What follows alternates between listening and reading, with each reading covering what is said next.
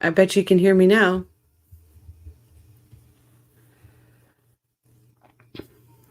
So it was requested that we do Jeffery Lacasse's interview. I don't want to call it an interrogation because the man shouldn't have even been there in the first place. But thank God he was, because he's incredible. Hey Tattle, how are you? Welcome back.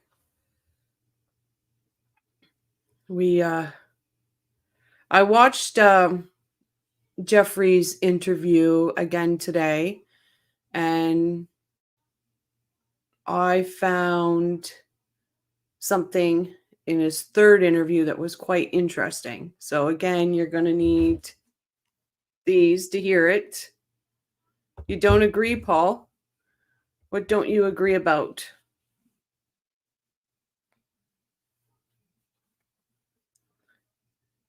We are open to discussion on this channel. Oh, I'm doing great. Thank you, Tattle. This one shouldn't be as heated as the other one. Yeah. That's the crux of it all, Paul. Honestly, and this man's going to have to live with that for the rest of his life. But the manipulation, and I'm going to say this, if you have never lived with a narcissist or been with a narcissist, then it's easy to judge. And I'm not saying anything bad against Paul about it, because you're right. You're right. It's a touchy little situation. He even says it himself. But again, he should have never been put in a position that he has to live with that for the rest of his life either. And oh, Tattle, wait till you see what I found tonight. I couldn't believe it.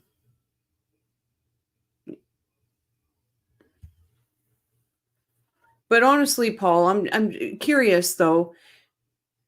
If somebody you were dating, exactly, Tattle, you sound crazy, and it's really, you can really see it in this video. You can really see how the police just chalked him up as a jealous ex-boyfriend. In the beginning, you can see it, like Corey Hayes or Haynes. I'm not too sure. He was dismissing him right away. But Paul, I'm just wondering, like, if you're dating somebody and it's just a crazy, like, do you not just think, oh, this biatch is spewing crazy stuff again? And I call her that because she is. We know how much I get heated when it comes to Wendi Adelson.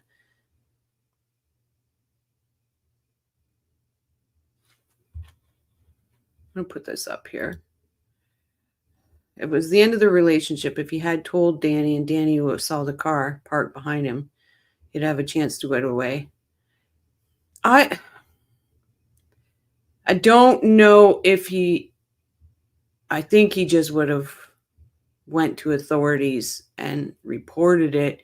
I don't know if it would have happened, but if it still would have happened, I don't think Sigfredo would have let him get away. That's just my opinion.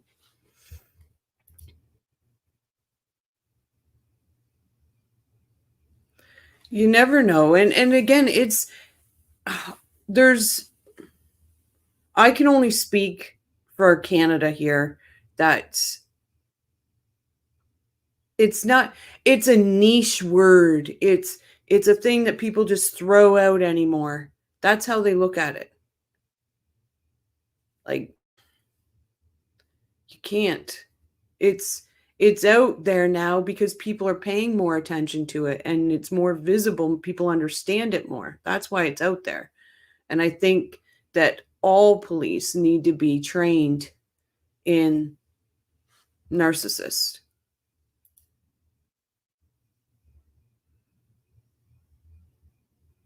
But I respect your opinion on that, Paul, because everybody on YouTube has an opinion, and I have my opinion. Everybody has their opinion, and like I've said before, I won't shut anybody down in here for having their opinion. I'll shut people down here for being crude, but I won't shut nobody down for having their own opinion. Or there's no reason for me to be here. Okay, so well, let's get this started. It's like I said, it's not going to be as heated as last night because there's not much to be heated about. It's more so the way the cops were, and how Jeffrey just knew. He just knew. And I want to point out that this video is from Mentor Lawyer, Deep Dive True Crime. So I'll personally say thank you. And please go over, like, share, subscribe. Okay, let's get to it. Let me share the screen. Go through all that in my head. I come to the conclusion, as you said a minute ago, that she was at least aware this was going to happen, and I think probably involved in it.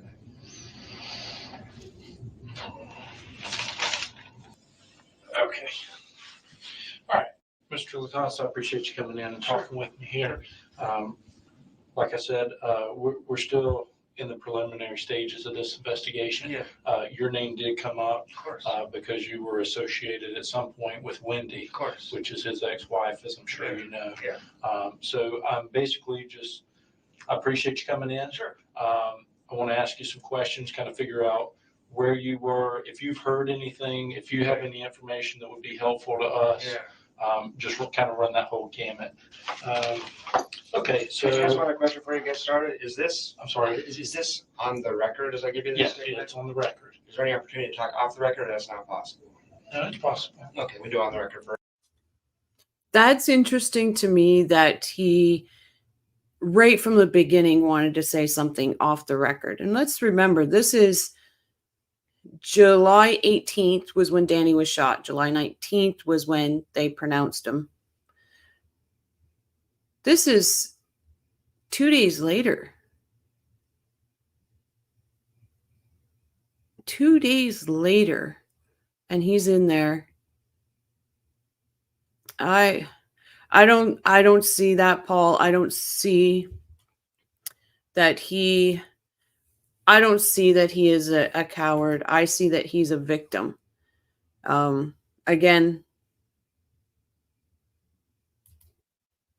it's right. That's right, Tattle. It's kind of like a DV survivors don't realize they're abused. And honestly, his education is in this. He says he's worked with DA or DV and SA survivors, people that so he has this knowledge. That just shows you how good Wendi Adelson is and how manipulative and how evil she is, because he is trained to see this. First, and I have a couple theoretical things that Sure. I want to be quoted on, but Yeah. Okay. Is that Windrush Village? It is. Apartment 41? Mm-hmm. How do you like the neighborhood over there? Hi, Lynn. It's $500 a month. I'm saving for a house. So. Oh, okay. You got to do what you got to do. Yeah. I used to live right over there off of Claremont. Yeah, sure. Which is right there across the road. That's very nice over there. Well, like you said, it's kind of cheap over there. Yeah. That's where I first moved when I got out of college. But Gotcha. Anyway, that's neither here nor there.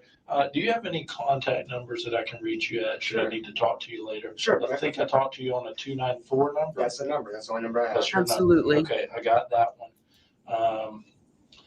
Just tell me a little bit about yourself as far as your background and stuff like that, and kind of what you and Wendi. Yeah, absolutely. I actually got my PhD here at Florida State for 2008. Okay. Graduated from FSU, went to Arizona for 5 years, and this is my first year back. So I met Wendi maybe a month after I got back. Met her in September of 2013. Okay. He should have just stayed away one more month. One more month, Jeff, you would have been in the clear. We were set up on a date by a mutual friend I work with.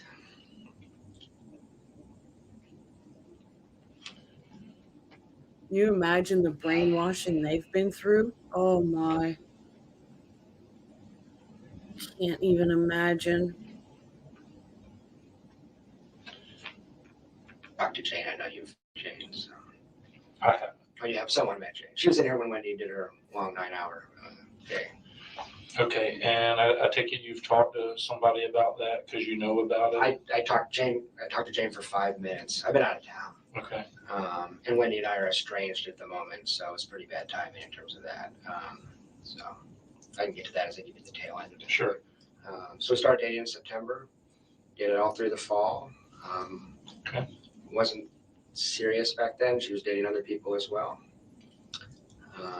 Came back from Christmas break, Absolutely. had a conversation, decided to date more seriously. By March 1, we're a couple, we're girlfriend, boyfriend.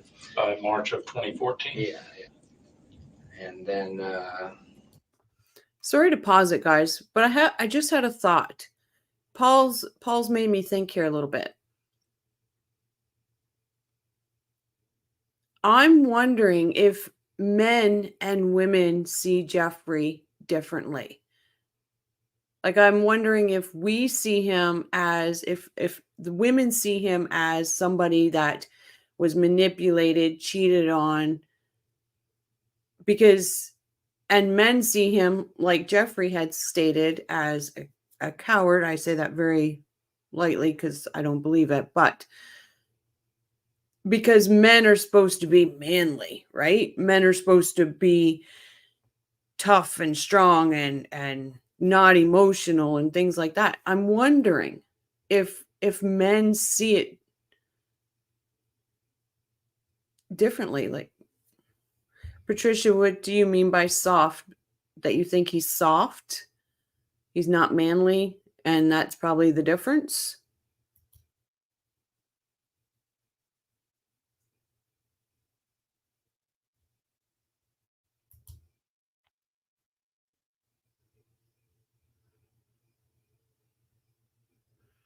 Okay, I see. I hear you. And men and women get, this is not just a one-sided thing.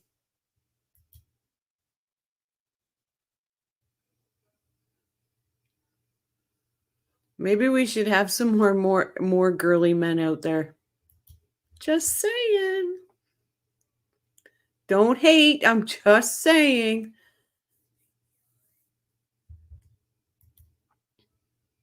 No, and honestly, I'm going to say, if, like he said, it was in passing, she was like she was in her interview. She was fishing. She was wondering, in my opinion, she was wondering if she could trust him, if she could tell him anything, and then he would not do anything. He wouldn't say nothing. And here's another thing. If he would have reacted at that point, again, my opinion, if he would have reacted at that point and went to the police or said something to Dan, who's not saying he would have been hurt too?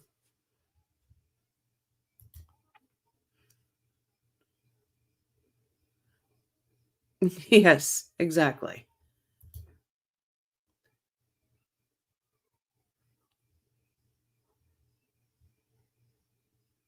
Yes, you're right, Patricia. You're absolutely right. Exactly. Wendi was testing him. I'm sorry to hear that, Paul. Like I said, everybody's opinion is welcomed here. You disagree with my opinion and I disagree with yours. That doesn't mean we can't talk. But that's fine. Hindsight is everything. Exactly.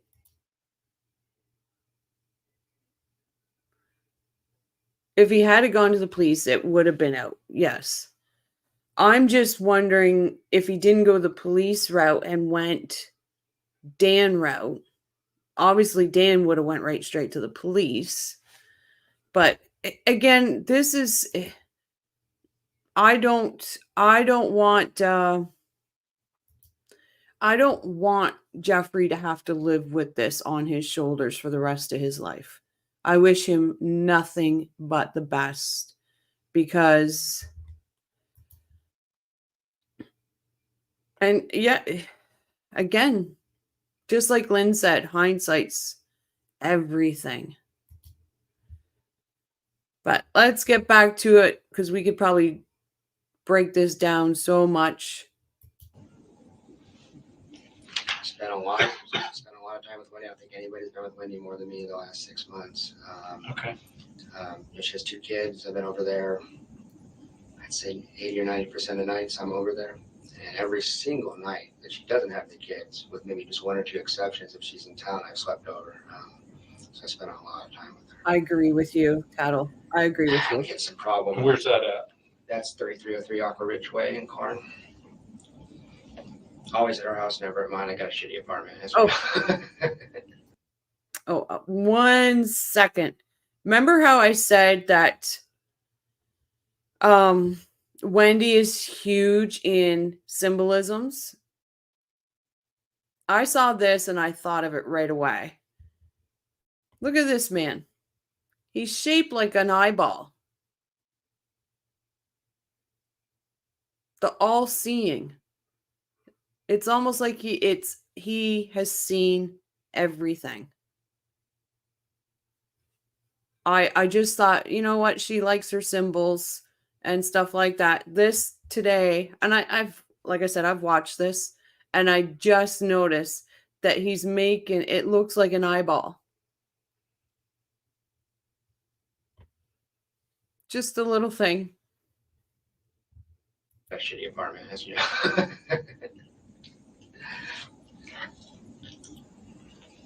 We ran into some problems in May and June. Started fighting.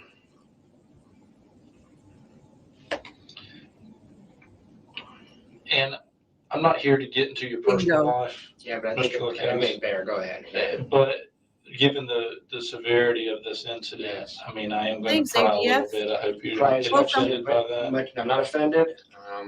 Ultimately, I mean, what our goal is to find out who did this and to bring them to justice. I get it. I know. So anything you need to ask. That helps me because I don't want to volunteer my BS if it's not useful to you. So tell me what's useful to you if anything you want. Yeah, and with that, I'll just tell me everything, and I'll write down what's useful and discard the rest. Okay. So what kind of problems were you getting into in May and June? Was it? Yeah. Jeez, this is gonna be public. This is fucked up. Wait, what was that? I said if this goes public. Exactly, the third eye. Thank you. I saw it and I was like, unbelievable. And I love what he said here. Jesus, this is going to be public. This is effed up. Like, his gut is telling him everything.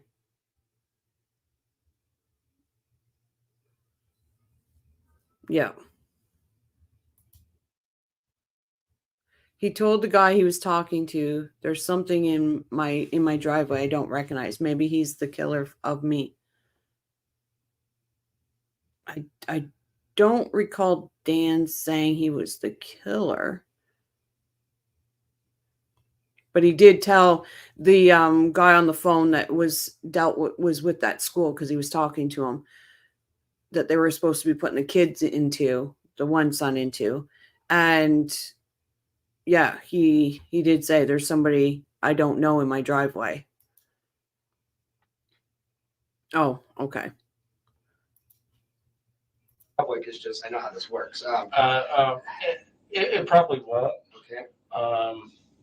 What was that about? I was just, same thing. I was just trying to say, look, let's just forgive him, forget him. Both of us will move on here, you know? But she wanted me to just roll over, and it's a little too stubborn. Didn't trust her anymore. It's damaged beyond repair, probably. I was in love with this girl, man, so it was hard. Maybe I with the kids, like a co-parent, basically. It was really rough. How old are the kids? 3 and 4. Yeah, Ben and Lincoln. Co-parenting. So the next night, and by the way, while she's in South Florida, she is completely miserable. She gets depressed, she gets anxious, and she's got her baggage. But even though we didn't have much contact, I never heard her as bad as she was this trip to South Florida. I mean, this blew up her world. And how do you know she was in a bad place? Just because when we talked, she was just. So she did call you like. Yeah. 14 days, I got 3 phone calls. When did you contact Jane? If you're dating somebody and they're gone away for 14 days, they're not on a work thing. They're not on a girl's trip or a guy's trip. Of course, you're not bugging. And you've heard from that person 3 times in 14 days. I imagine he sits now and just, what was going on with my head? He's got to. Anybody that's been in that type of relationship, you do. You constantly look back and just think, what was wrong with me? Oh yeah, they were having way too much fun. They were getting that condo, the $13,500 condo a month. Come on. And you can't tell me it was just for a weekend getaway when they live not too far. A weekend getaway, you're going to spend $13,500 for the whole month. It's called Airbnb, people. I contacted Jane on Saturday when I was emailed that Danny had been shot. And I called Jane. Exactly. It just makes no sense. I don't know if I should contact Wendi or not. This seems like this is way more important than a stupid no contact email. And she said, yeah, just text her. And I sent her just a nice text saying, I care a lot about you and the kids. If you need anything, I know we're in a strange place, but if you need anything, please let me know. I'm always here, She didn't even text back. Hi, Cliff. Welcome. I stopped it to say hi to Cliff, but I also stopped it. Who in the hell sends a no contact order for a week? Basically, a cease and desist. Hands off for a week. You must think your shit doesn't stink to send something like that to someone.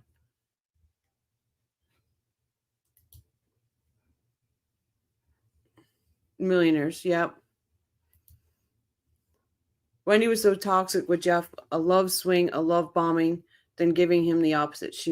It 100%. If this is not love bombing, like you can see on his face, more so in the next one of the narcissist bond, you can see it.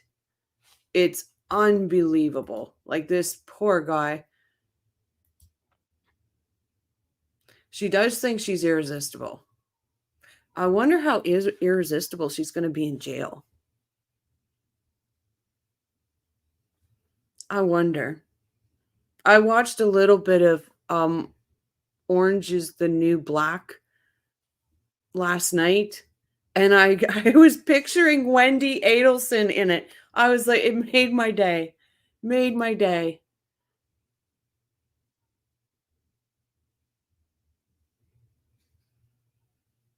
Exactly, right? It's almost exactly like that. Like, you know how Donna said, it's like Dan is haunting us from the grave? I hope every night when they're in prison, they see his face.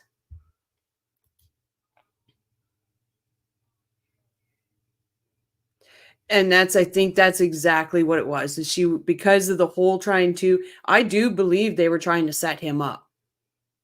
At least I don't think that they thought he would be convicted, but it would pull attention away. Or it would make it look like he might have been the hitman, like the one that hired them. But and remember, he was said 15, and then he went back and said he wasn't sure if she said 15 or 50 because they sound the same. Well, Charlie paid 138,000. Jeffrey don't have that kind of money. So make it a low amount that she's telling him, because it might be something he could do. Oh, she was I would say if the woman was able to cheat on Jeffrey and then the other Daniel Sack, I believe, tell me she didn't cheat on Dan. Oh, the Adelsons made so like, well, look, we dissected a lot of it last night. Hi, Irene. Welcome. And thank you for the sub. Yeah, and it's I don't think that it was meant for him to be the fall guy. I think he was supposed to be the distraction guy. That's what I think. To distract the police long enough. We'll get back to it. Sorry, guys. I tend to get a little heated, as everybody in here last night knew. When was that? That was Saturday. Saturday, 2 p.m.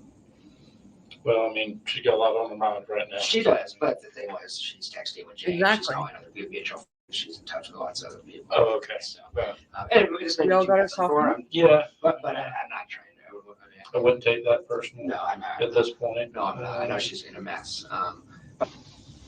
I sent her a book for her little kids about bereavement from Amazon, and that'd be the last contact I have. So. Right. You sent a text on Saturday 2 to p.m. her.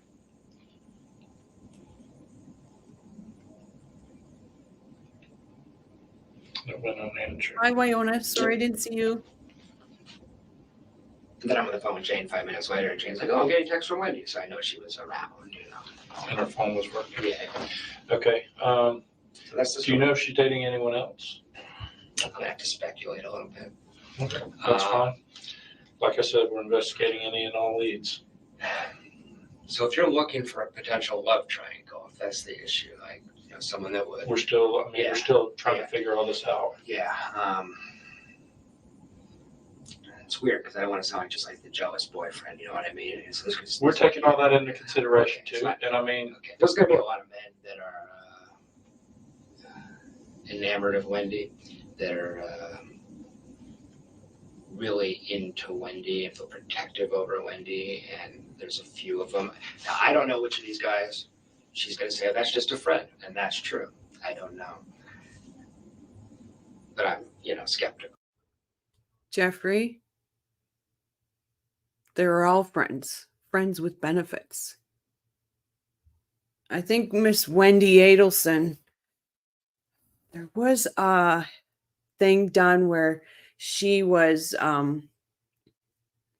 pure till she was married. Well, Miss Wendi made up for it, let me tell you. She was the new girl on the block. let me ask you this. Yeah. You say she can kind of put men under her spell. Absolutely. For lack of a better term. No, it's true. It's true. I was caught, yeah. Who's the guy Wycliffe. that is like totally that guy, just out of sorts, not himself, would do anything for her? See, I don't think it's. Do you think there's anybody like that out there? Well, I wonder. You guys would have access to find out that. I've always suspected there's a guy in South Florida because not getting my phone calls returned, all this kind of stuff. And she goes to South Florida a lot. Okay. And there's a weird pattern of behavior. And so my suspicion has always been that there was We a don't guy think there was a guy in South Florida, or it was just her family. I wouldn't know who that was. All right. Can you tell me where you were, like, up to and immediately after Friday? Yeah, absolutely. Thursday night, was very upset about all this, and I was going to Tennessee on Friday or Saturday. I had big plans. I called my friends, and I'm really upset. He said, "Get in your car and drive." So Could you Thursday at imagine?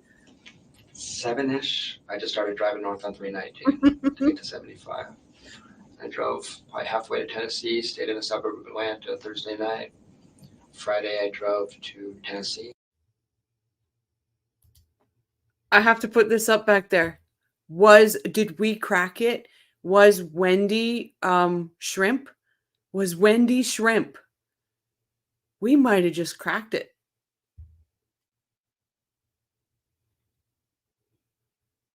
You know, they called her shrimp. We might have just cracked it, coffee crew.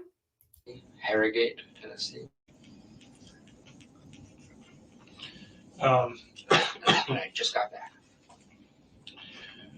so when you drove, what'd you drive? Your vehicle? My car, my 2004 Nissan Sentra. I agree, Irene.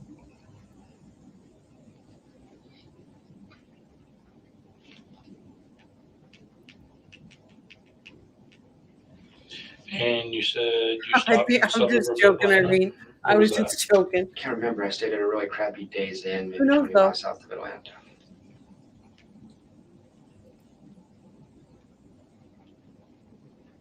20 miles south of Atlanta. September. Come on. September.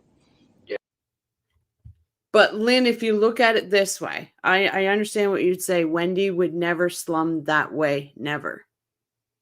Do you think though, and this we're conspiracy theorists right now, but it's just for fun. If she wanted this hit done, do you not think she would have done whatever she needed to do? Did it all through the fall. Okay. Wasn't serious back then. She was dating other people as well.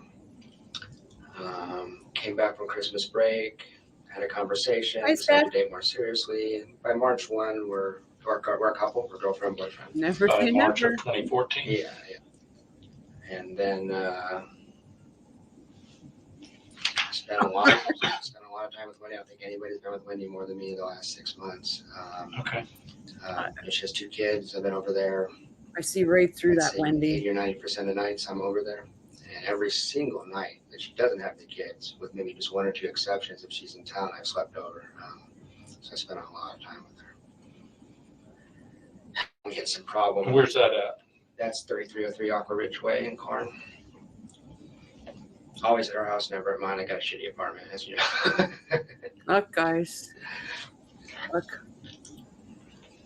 We ran into some problems in May and June.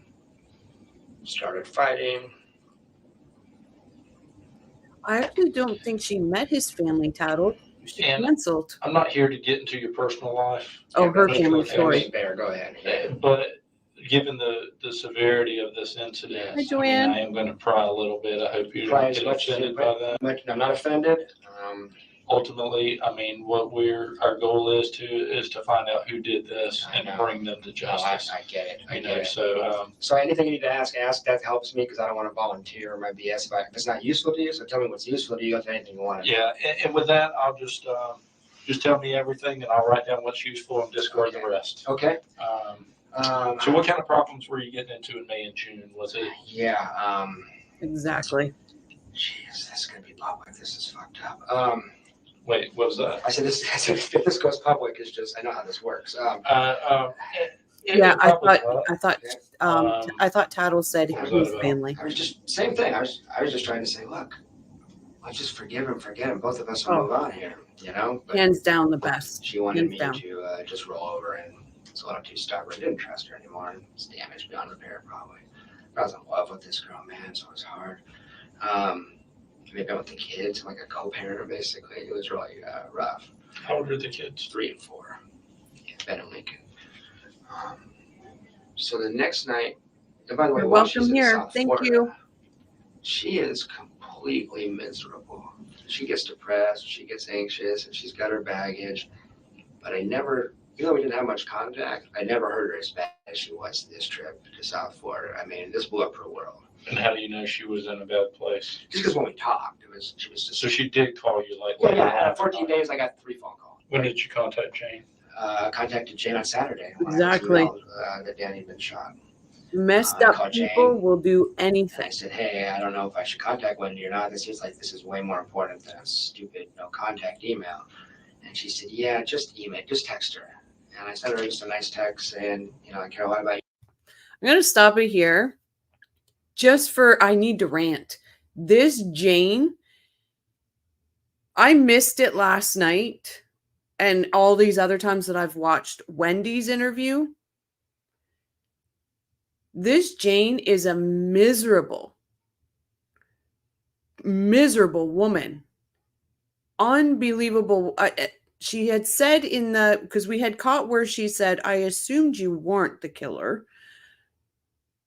But we missed where she was saying that she was talking about Jeff. And then they said something about, she said, well, when I heard there was a shooting on Trescott, I just assumed that Danny got abusive with you. I will post a short of that because I couldn't believe it. And this Jane woman, Jane McPherson, if you're out there, shame on you. Shame on you. Nasty. Just because you want to be in Wendy's circle, you want to kiss her feet or wipe their feet, whatever, shame on you. You and the kids, if you need anything, I know we're in a strange place, but if you need anything, please let me know. I'm always here, She didn't even text back. When was that? That was Saturday at 2 p.m. Well, I mean, you got a lot on her mind right now. She does, but the thing was, she's texting with Jane. Yes. She's calling other mutual friends. She's in touch with lots of other people. Oh, okay. So, Yeah. and this may be too messy for her. Yeah. But I'm not trying to. I wouldn't take that personal. No, I'm not. At this point. No, I'm not. I know she's in a mess. I sent her a book for little kids about bereavement from Amazon, and that'd be the last contact I have. So. Right. You sent a text on Saturday 2 p.m. to her.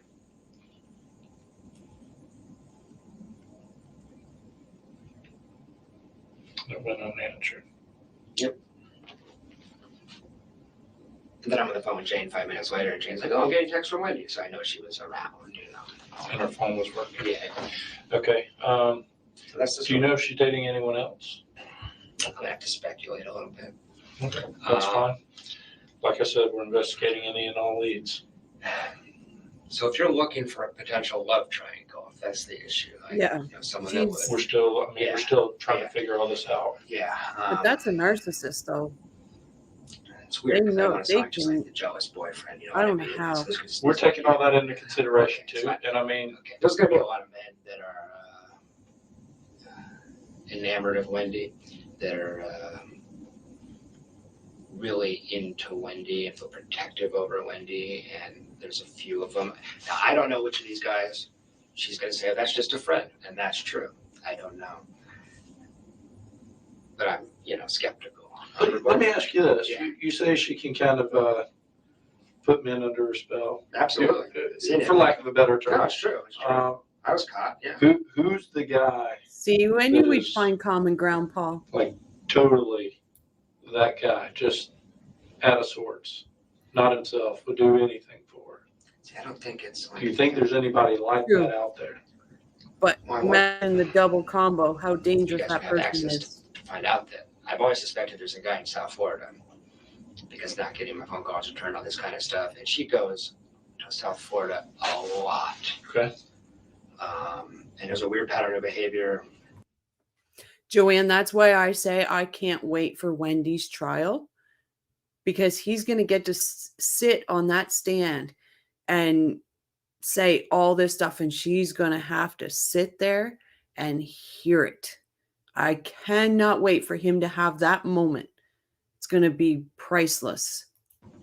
And so my suspicion has always been that there was a guy in South Florida. Australia, wow. Thank you. I wouldn't know who that was. All right. Can you tell me where you were, like, up to and immediately after Friday? Yeah, absolutely. You're absolutely right. Thursday night, was very upset about all this, and I was going to Tennessee on Friday or Saturday. I had big plans. Dangerous Called my combo. friends, and I'm really upset. He said, "Get in your car and drive." So Thursday at 7-ish, I just started driving north on 319 to get to 75. I drove probably halfway to Tennessee, stayed in a suburb of Atlanta Thursday night. Friday, I drove to Tennessee, Harrogate, Tennessee. Um, And I just got back. so when you drove, what'd you drive? Your vehicle? My car, my 2004 Nissan Sentra.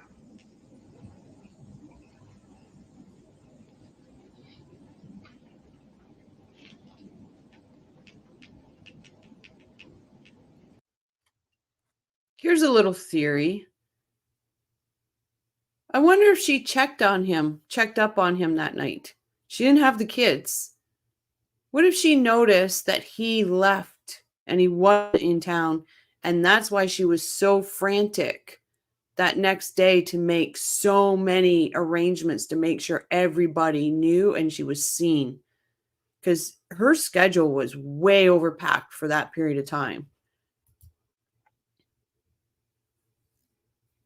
Oh, I think he's the person that gets her. I think out of everything, like all the little stuff like that adds up, but Jeffrey's the main, and you're going to see why. You will see why, and I was shocked. I know you said that last night too. Tattle, don't put that out in the universe. Just saying. I think he is down to earth. I bet you he'd be a great person to hang out with.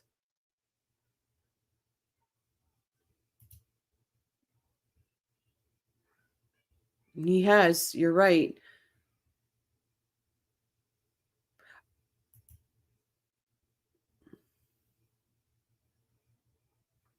She was thinking it was going to be later in the day.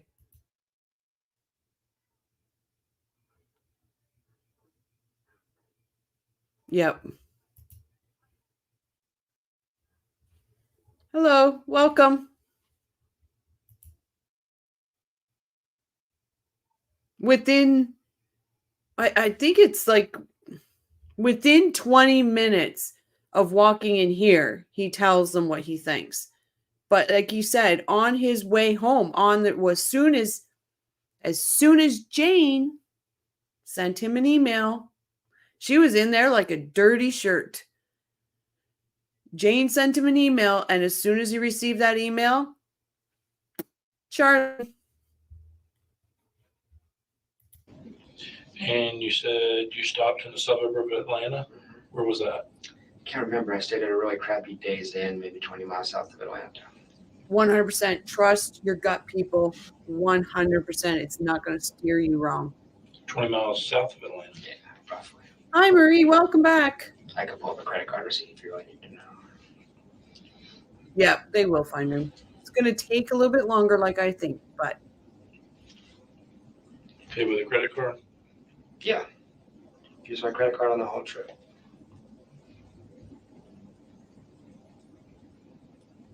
And I stayed with a very close friend up there and his wife. So I stayed at their house. Okay. Whose name, Rose? Okay, so if you let me get a timeline Yeah, here. So Thursday you started driving. You drove up to roughly Atlanta. Yeah, about 11:30 I pulled over. Yeah, it's getting tired. I can't stand Jane. All right, what time did you get up and leave? Oh, I left at 9 a.m. I couldn't sleep that night. I was upset about Wendi. Sorry. I'll just say it right now. My name's Rochelle. I'm from Ontario, Canada. So I probably was out watching TV till 2:30. I got up at 8:15 and I took a shower. Got out of there at 9. What time did you check out? 9? Didn't check out. It's just one of those crappy flew back hotels. Just got in my car. Same here. And I'm in Tennessee by 2:30. And then when did you start coming back? I left Sunday at about 10:30. Stopped in Kennesaw, Georgia to stay the night with a friend and just got back. I talked to my boss as far as whatever you wanted to talk about off the record. Yeah. And she gave me the answer that I kind of expected she would. And ultimately, it depends on what it is you're going to say. Because if it's something that's instrumental to the investigation, it can't really be off the record because So we're almost trying to solve a guy's I know. homicide. 13 minutes It's in. hearsay. It's tertiary hearsay. I don't know if that's useful to you. Yeah. I tell you something, somebody told me, somebody else told me. Yeah, I mean, and you'd have to tell me what it was, and I would have No, to but that's say, okay, I'll okay, is tell this something that can be excluded from the report, or is it something that's inculpatory? Is it something that's... Maybe I can just make it simpler than that. Maybe I can just say, I would be investigating Charlie Adelson. Okay. Maybe it's that simple. What makes you say that? And again, and here's another thing. We're talking to a lot of people sure you here. are. Sure you are. And, you're just telling us what you think. Sure. And everybody else is doing the same Of course. thing. And that's okay. Yeah. That's okay. Yeah. What we're trying to do is just get all the puzzle pieces before we start trying to put the puzzle together. Yeah. We're still in the stages of getting all the pieces. I got you. So why do you think it would be pertinent for us to investigate Charlie? He's very angry about Danny. And if you met, I know he's down there, you can't get him in front of you, but you're, experienced investigator. If you got in front of this guy, he'd set off your radar, set off mine. I used to do juvenile justice, I used to do forensic psychiatry. He set off my radar a little bit. He's a weird guy. He's a weird guy. That is 13 minutes into his interview. And he calls out douchebag Charles. Like, there's, that guy. I'm not going to lie. I'm going to say this right here, right now. I sent him a message. Because I would love to be able to get him on via phone and call him out on his garbage. Obviously, he's not reaching out because there's an appeal and then his mom's trial. But he's such a narcissist that if you can play this narcissist well enough, he's going to want to be heard. So, douchebag Charles, answer your jail mail.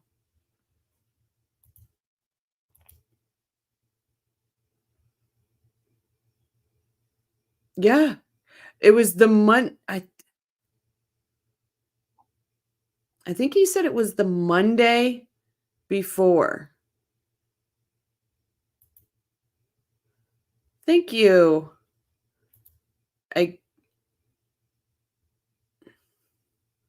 She said it right on the stand, right? They won't charge me. Ugh. She just drives me up the wall.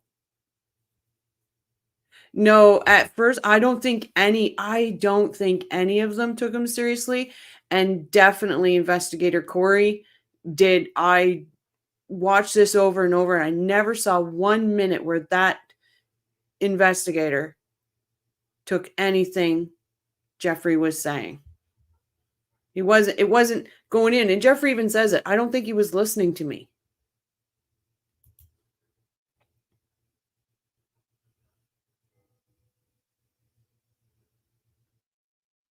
It hasn't happened because they're doing, and yes, I can see how people will say, just charge them all.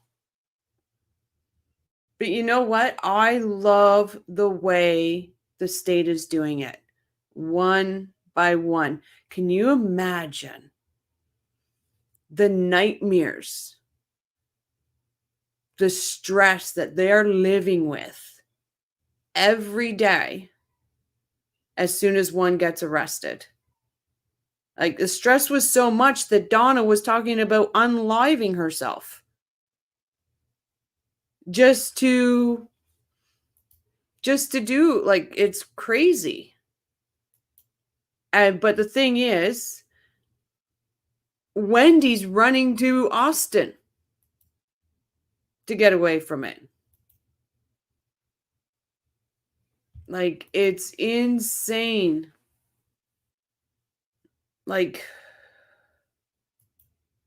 she is but they're going to have to live with this nightmare. They live with it. Now, Donna's arrested. Wendy's freaking out, moving her kids away from her lovely Miami. I'm not saying anything bad about Miami. Please don't say that, but she's just really done a thing. And you can tell when Georgia got Wendi on the stand, because I was very mad the first time. I was like, what is wrong with Georgia? Why isn't she just coming at her? Like, I was furious. And then it clued in. She's only asking questions she already has the answers for. So she's getting her on all these lies, constant lies, constant lies. But it's,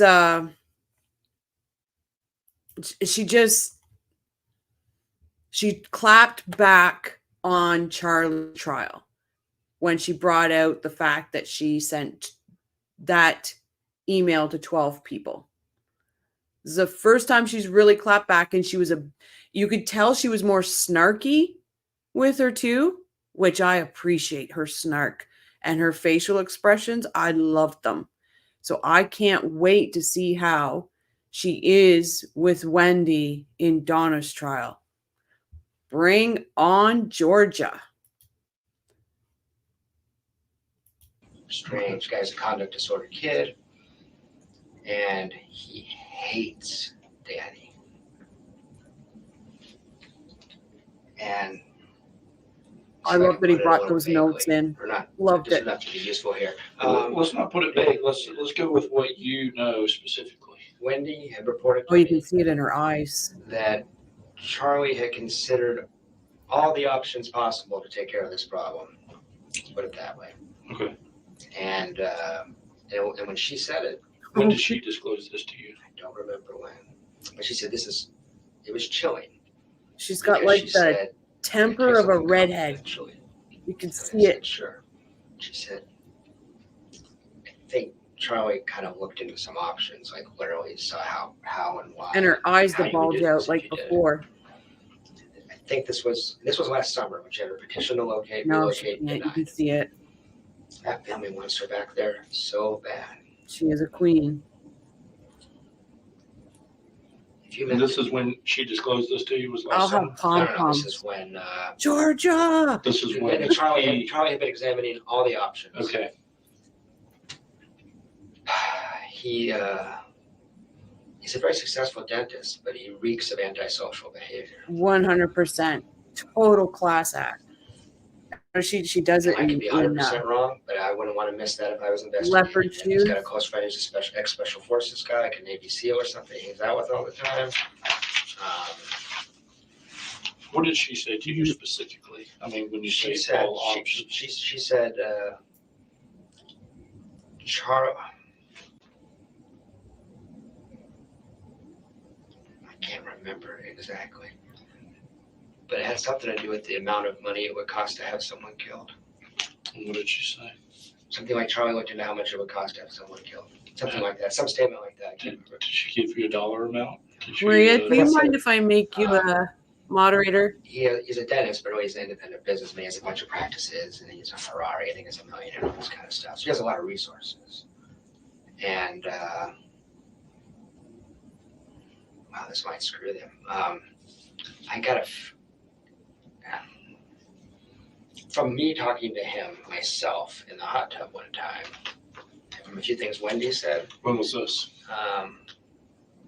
March 15th-ish. I was there for the one day with him. I stayed at his house. Of this year? Yes. She knows exactly what she's Wendi and him were doing. talking. I'm just listening. I just met him an hour earlier. We're sitting in the hot tub having a beer. It's a really nice house. And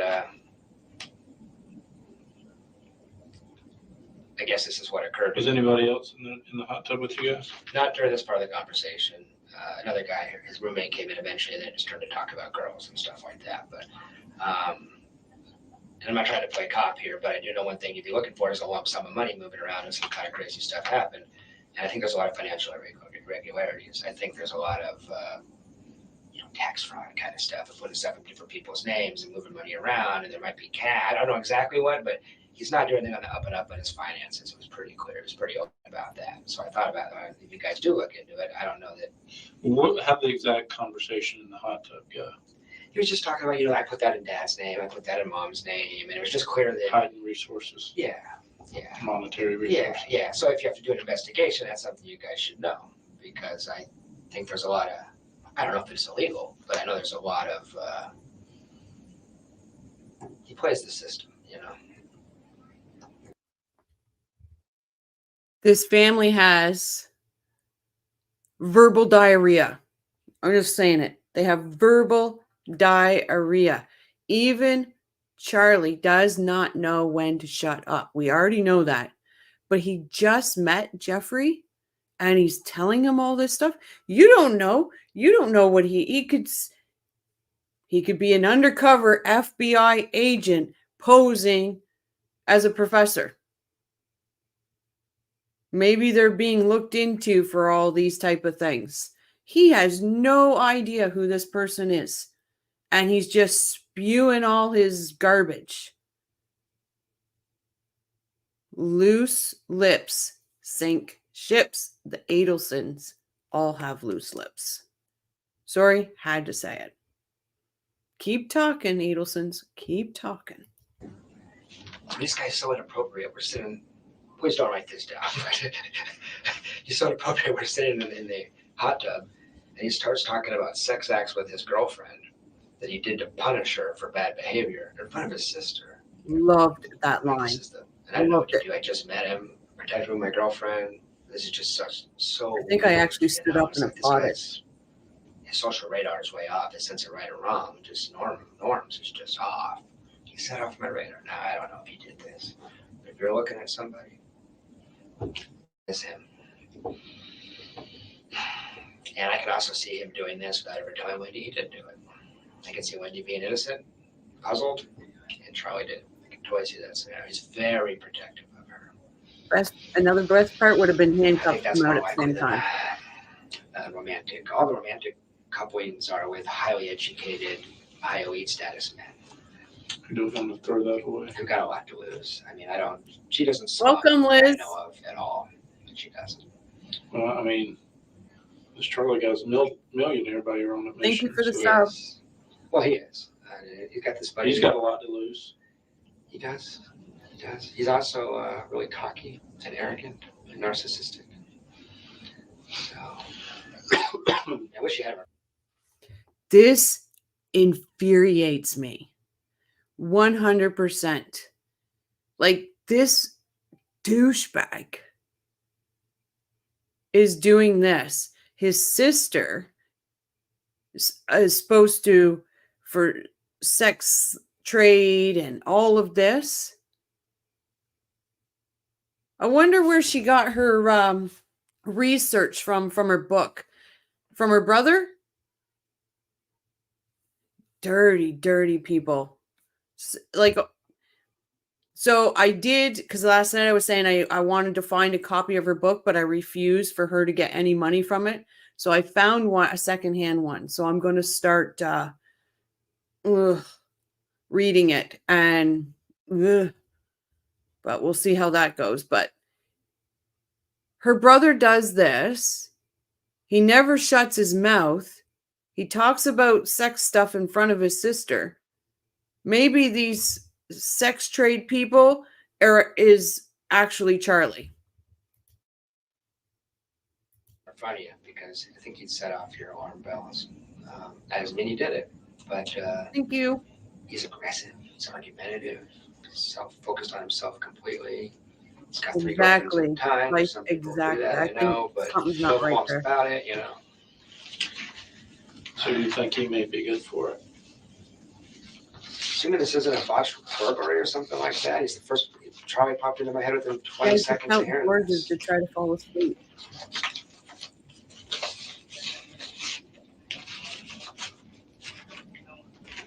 I mean, there's all kinds of, just to give you some context that may be helpful. Last summer, when they were trying to figure out how to manipulate this divorce or work the divorce, I guess, so they could get, it's a bad fight, all this kind of stuff. They were talking about Wendi converting the kids to Christianity just to annoy Danny. I mean, this has been a pitched battle, I mean, we fed the kids bacon regularly. He tries to keep them kosher. There's all kinds of passive aggressive shit going on, So It's things like this, and I'm sorry I keep pausing it, but people told me I was talking over the video too much last night. So it's things like this that Jeff says that makes him ring so true. How would he know if Wendi didn't tell him that, my mom. So where Wendi said, oh, I don't even think I replied to it. Ugh. She went around talking about it. She was telling Jeff about it, like almost running it by somebody else to see if it's a good idea. This family, I can't. The family is important that you know this, actually, man. The family is so unhealthily enmeshed, so completely enmeshed that Wendi is not Thank really you, life. involved. When she drives to South Florida, every single time those two parents drive up here and drive with her down. They don't trust her to drive from Tallahassee to Miami. It's not a normal family. It's not like she's a 35-year-old woman that has two kids and come down to see us. It's complete enmeshment.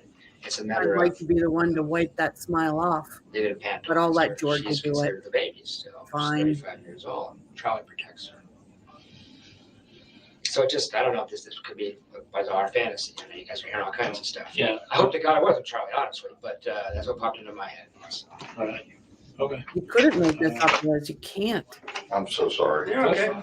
I got stuff happening. I like this part. I just spit it all out. So Did you really? Okay. All right. Thank you. Who did it? He's thinking, her brother Charlie could be a viable suspect.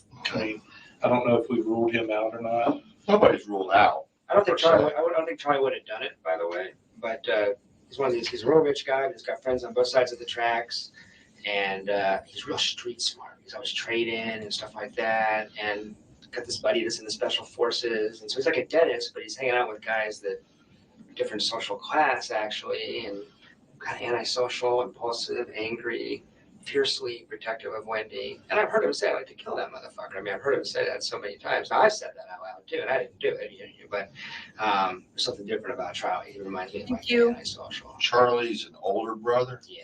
She's the baby girl. She's the baby girl. Is Charlie older or younger than this one up in Albany? He's the middle kid, I think. Charlie is? Yeah. If you had it in front of you, he'd set off your alarm bells. Okay. Doesn't mean he did it, but. No, I know that, but why? Okay. All right. So you're basically saying out of, what's his name up in Albany? Yeah, Rob, no way. He's the oldest? Yeah, he's the oldest, yeah. Out of Charlie, mom, dad, who else is there? It's just Charlie, mom, dad. Down there, that's okay. it. That's it. All right. Out of those three, you're saying Charlie would be the most volatile to do something? Absolutely. What would he do? 100%. He'd get his buddy in the special forces to do this, or he'd get some seedy guys down in the Cuban neighborhood or something like that. That's what he would do. Something like that. I mean, the main thing I told him was that Wendi had told me that he had looked into how much it would cost last summer. Wendi told you that? She did. That Charlie had looked into how much it would cost. Yeah. So she said it in a dead serious, chilling, uncomfortable kind of way. Not like I joke around. I like to kill Dan Markel. I'm sick of his shit. That's different. This was like, she said confidentially. okay, you and her one-on-one? One-on-one, late at night. And What'd you suppose that last? It was late at night, and she told me that. So it was last summer when her petition to relocate was about to be denied. Oh, because she wanted to take the kids out. Well, they want her down there so bad. The family's so enmeshed, so tight, so unhealthy. She's like the baby. So if you met Charlie, Princess. He's an unusual guy. Okay, No. so if you just so I understand and I don't misinterpret, Yeah. what exactly? How did she say it, and what did she exactly say? Yeah, and I'm pulling it from memory, but something like I said, we're also talking about us, because I was like, would you ever leave under any circumstances? Yeah, I know you don't love me here. Am I going to be dating you for 2 years and you just move? She's like, I can't, I can't because of Danny. And she said, yeah, as a matter of something about it would be convenient if Danny wasn't around anymore, but, once he doesn't want anything to happen to him or something like that. She said, but Charlie actually looked into like how that would be done and how much it would cost. She might have said, I think, Charlie. I don't remember, but it was chilling. In the moment, I was like, my stomach flipped. I was like, whoa. The crux of the statement is my brother Charlie has looked into how much it would cost to take care of somebody. take care of somebody. This guy has very little empathy. He's just a weird guy. Okay.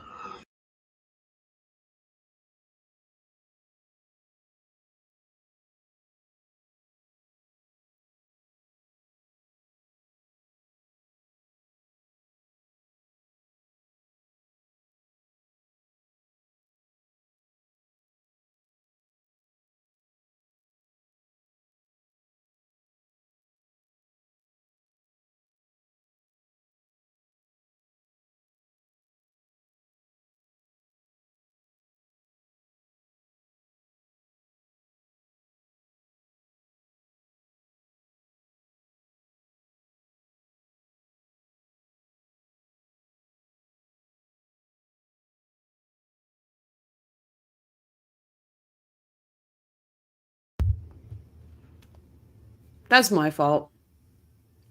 My fault. I'm sorry. Thank you, life.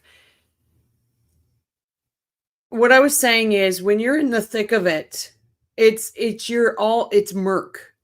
And it's like you're underwater and you're just hearing muffled voices. So when you're outside, people are trying to tell you and you can't hear them really.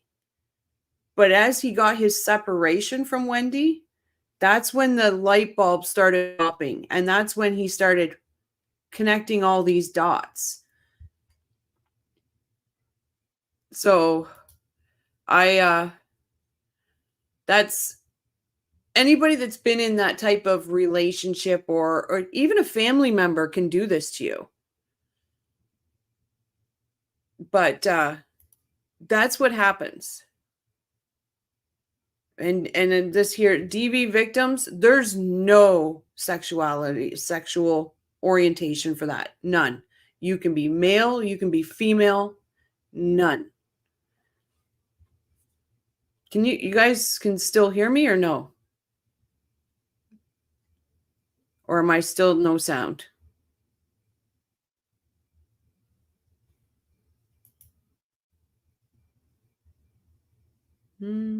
Crickets. Just joking. Okay. Thank you. I was like, uh-oh, crickets. But I just wanted to stop it there because it's a very important thing because you can tell and it's just so murky for him. Even right now, you can see it. You can almost see pain on his face.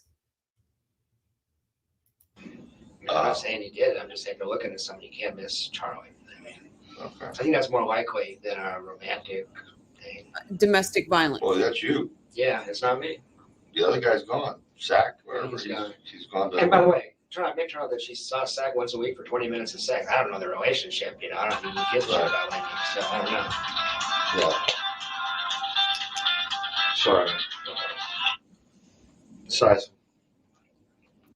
I actually think when he backtracked there, because I've watched that a few times because I've heard him do that, it's almost at that point he's trying to minimize that situation to protect Wendi. That's how I take it after watching it a few times.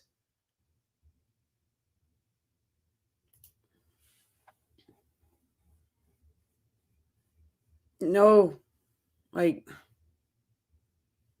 good, I'm glad.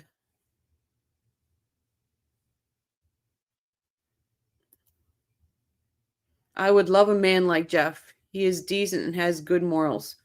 Absolutely, Renee. Absolutely. Now, I heard he was married, but I tried to search it today and I didn't find anything on it. Maybe I need to go to Tallahassee. Just joking. Just joking. Donna Adelson is a controlling poison woman. Absolutely. If he does write a book, I'll be there with you, Tattle. 100%. I know, and it was only like he said, he's 9 months he was with her, 6 months where it was supposed to be a real relationship. And he had to see a therapist. Like, he was in it. He was in for that relationship. Like a 6-month relationship, and you're willing to go see a therapist? He was in it, and he said he wanted a family. He wanted children. And he loved those kids. Oh, sorry, I missed that one. Yep, a guy with a moral compass for sure. Absolutely, Liz. Absolutely. But you have to remember, they have to look at him as a suspect, and a lot of his comments are subjective. Yeah, we know now. And that's what really we're looking back at it. And it's easy to talk now that we're looking back at it. But honestly, when I first seen this, I seen him as a victim as soon as I saw it. But again, I came from that, so I'm more in tune to see it.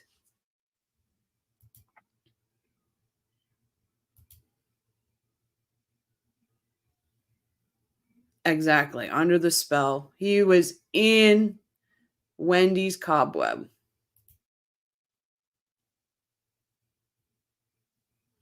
Because he's not lying. He's not lying to the detective saying that Dan was mean at work and all this. You have to understand, he's been fed all this information from Wendi. He's just regurgitating Wendy's words. He had no position. He took Wendy's position because he loved her. And he trusted her and he believed in her. These are all Wendy's words that are being regurgitated through Jeffrey. Not on his, it's what he was basically taught in that relationship.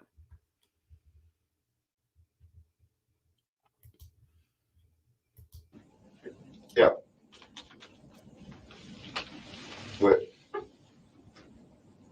I don't have time for her. I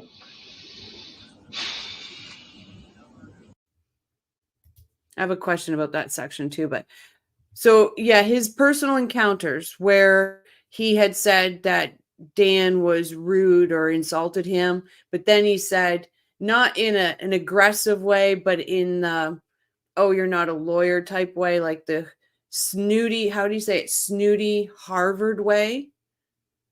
And that's been documented. People have said that Dan was very like that, but he was a good person. It was you had to get over that. But he does clarify that. It's, there's no need to be snooty. I get it. But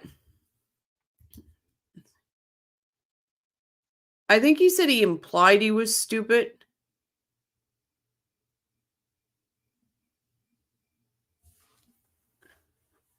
No, I did. I know you said he said it.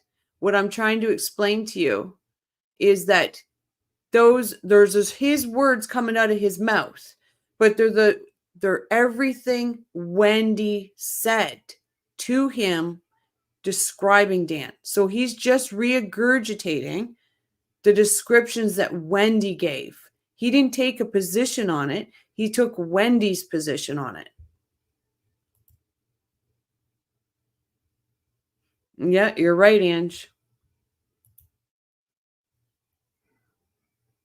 Yes, he did. You're right, Cliff.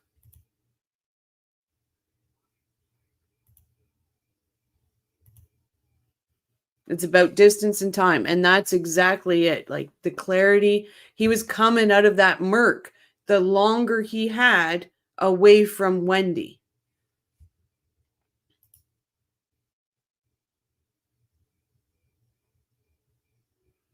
Sorry you feel that way.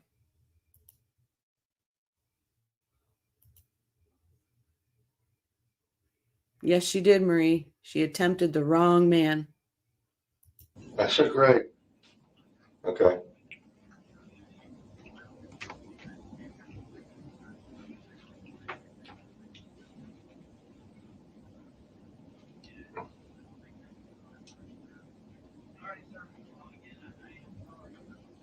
Thank you, life. Yeah. Thanks, buddy. Thanks. Before I forget, the other thing is that I didn't know about Zach for 9 months, and I was with boyfriend for 6. I'll watch so out for that, I've always, Riz. I was telling him, I've always suspected there's a guy in South Florida I would know about. Maybe that's just a paranoid boyfriend. I wouldn't believe Exactly, anything Liz. she says. I'm with Jeff. I would, yeah, you got to start from ground zero. She lies. I mean, there's been a lot of men since it over me. So, I just wonder if there's a guy in South Florida. She always drops out of sight when she's down there. Phone calls not returned. Voicemail. Did you go down there? No, she doesn't let me go. That's why I think there's a guy down there. Okay. Did Charlie come up here? Charlie never comes up here. And how did you meet Charlie then? Oh, I went to Charlie. Sorry, I met Charlie one time. I went down there one time for one day. We Okay. were in Immokalee. We just drove over and spent an evening with them. So I spent 4 hours for Charlie. What are you doing in Immokalee? I know where that is. Yeah, alternative spring break for FSU kids. Okay. So helping out the farm workers and stuff. Okay. So we spent a night in a hot tub with Charlie, and that was it. But I've always suspected that I'm the paranoid ex-boy. Sorry, guys, this girl needs to talk, even though she talks too much. I just want to state, this channel isn't for us to just sit here and stare at the screen and watch the interviews. They're everywhere out there. This channel is more of a community. We can sit and discuss things. And if I see people's, as you see, I put people's chats up. I'm not just nitpicking and choosing which chat to put up. This is a community, and we're here to discuss things, because we can go to other channels. We can watch this. We can even put something in the chat, and guess what? We don't get answers. We don't get nobody talking back to us. This is a discussion on these things, not just a watch party. Thank you, and I appreciate your opinions. I just wanted to put that out there. Boyfriends, all right, but she goes to South Florida awful lot. Okay. She's always a little weird when she comes back, romantically and stuff like that. So I just always kind of suspected. So I wouldn't. Obviously, the connection is now she can go to South Florida. Right. I mean, No, This right here. we see that part. yeah. Who's this Green Beret? Did you say?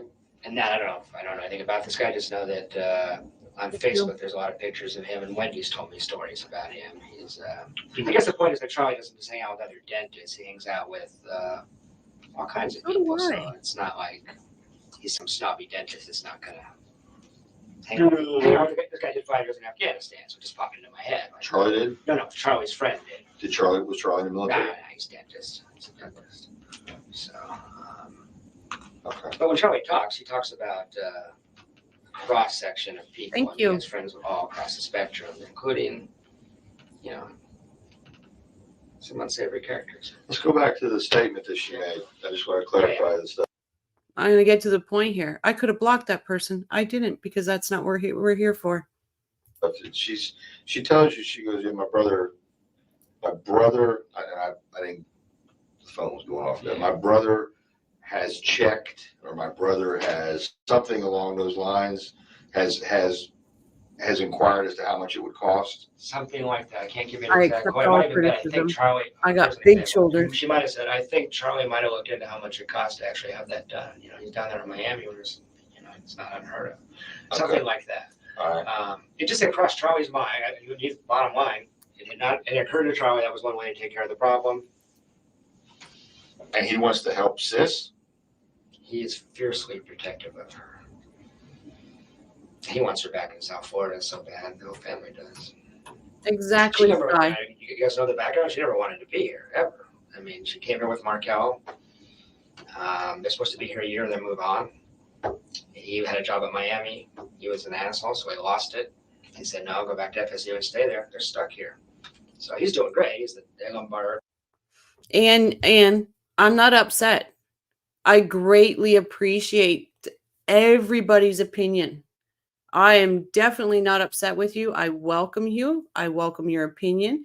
And I'm welcoming you into the community and enjoy. And listen, you guys put up something here. Hey, stop. Go back a second. I just heard something. That's what we're here for. So, no, you are very much welcomed here. 100%. I will not turn anybody away. Sandy Doenberg, professor of law and all that stuff. Wendy gets a shitty job that she doesn't really like, doesn't like the area.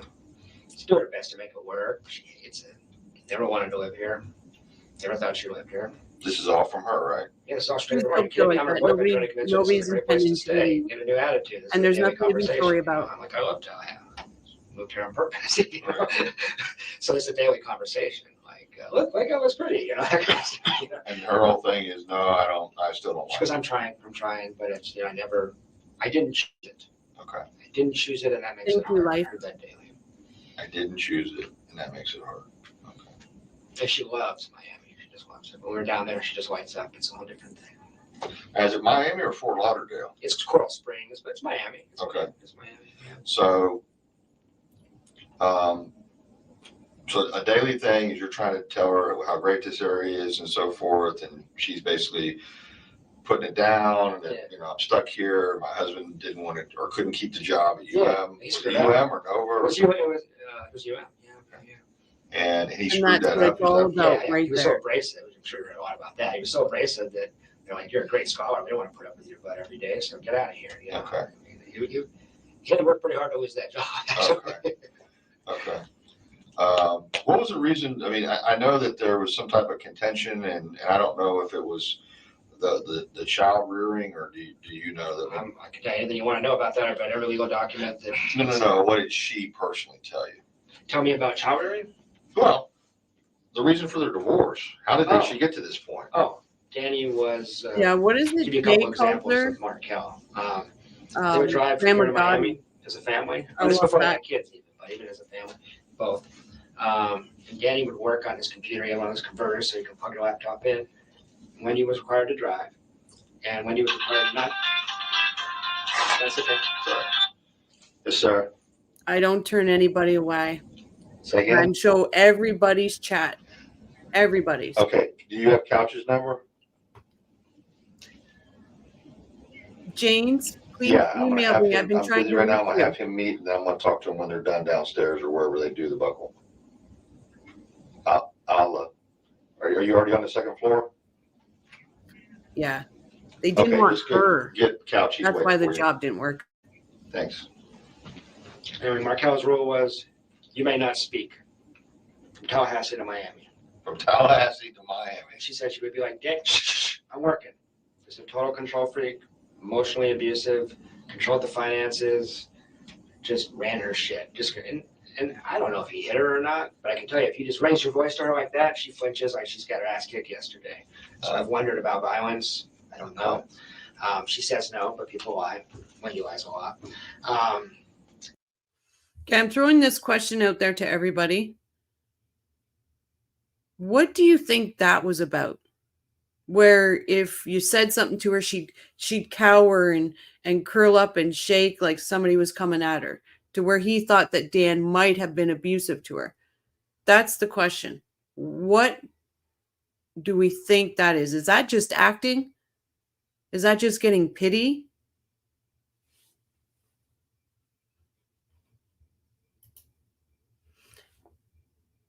Do you think there was abuse?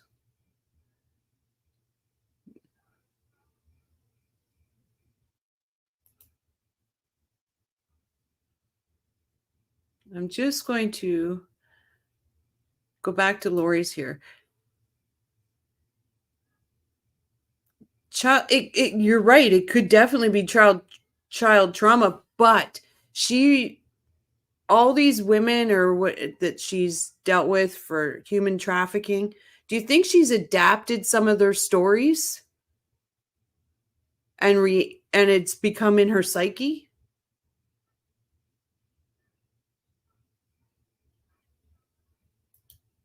Yeah, can you go on my page and email me? I'm trying to get in touch with you about that cartoon.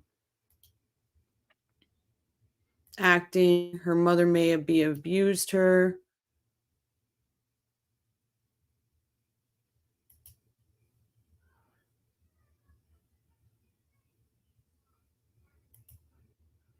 Yes, Jane. I do. I think that she has, can you dare say, maybe a split personality where she's child, but she was never made to grow up, though. She was never made to grow up. Way more than I'm educated to figure out. That's for sure. That's what we're all here for.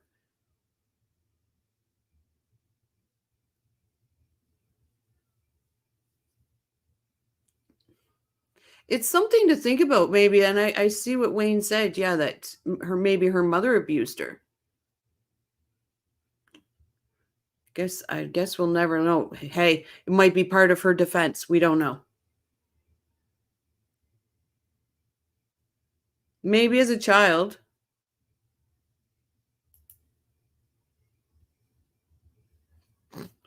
No, I don't doubt that.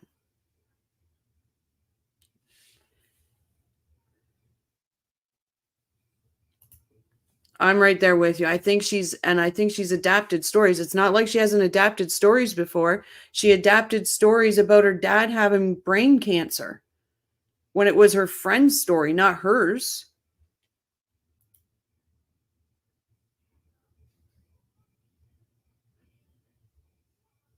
You're right. Psychopath.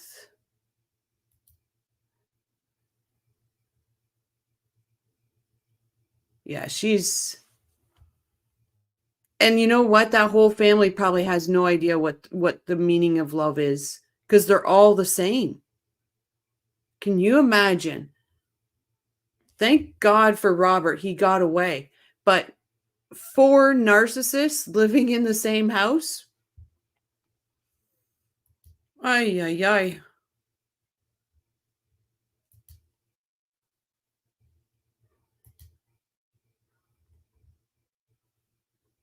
We'll go back to it. Sorry.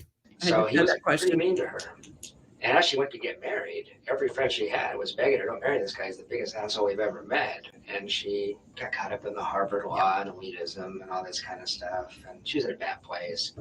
Made a bad decision, got married to a guy. I just got divorced last year, so I understand. Oh, you did? I got married to the wrong woman too, so I get it. That's how we bonded, actually. We picked the wrong people before. So it was a bad marriage from day one.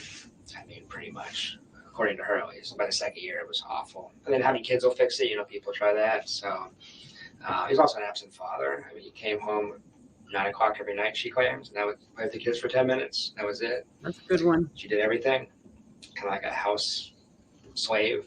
And then when he went to go get divorced, he tried to get 100% custody of the kids. So if you read these legal documents that he's filed, not at all. I don't think he was abusive at all. I haven't had the time, but I will. Yeah, it's a lot of lunacy shines through. But I'm sure he had his side of it too. I'm sure he did, and well, that's what I wonder about is with all the stuff I talked about with Wendi with me. I mean, he was controlling. Well, maybe he's trying to keep his wife in control. I don't know. You know. Right. But he. That's why I think she's the last one. Don't want to speak ill of the dead. He wasn't well liked. It's bizarre to open up the paper and see all these comments about how a great guy he was. No, they're just friends with Jewish. It's all Jewish. Oh, it's all the Jewish okay. stuff. Yeah. You're around. I'm an honorary Jew, I guess. Okay. I don't know what they call me. Okay. But I mean, I don't know the truth about their marriage, but I do know that it was really, really hard. You're right, Lisa. And when we got to the legal stuff, he was vicious. He was really vicious. So. Anything? Did she ever tell you anything concerning any incidents when Danny and Charlie were together, or Danny and any other family? I mean, was it kind of like, hey, you know, Danny, you sleep over here in the doghouse or something? You know? No. It's more like the family hate. This is why she didn't introduce me to her parents. She said last time that it was so awkward because it went so badly because they all hated Danny. Charlie hated Danny. Her parents hated Danny. Do you know why? He is in person, he is so arrogant. He is so unlikable. He would just talk down to people. He was one of these Harvard guys. Okay. And it was just like, when I met him in an awkward meeting, I was early. I was late. He was early. And Might we be a met for the first cartoon. time. He insulted me 3-4 times in Really? 10 sentences, just in subtle, like haughty, snobby kind of ways. Like, oh, are you a lawyer? You know, and just little comments here and there, you know.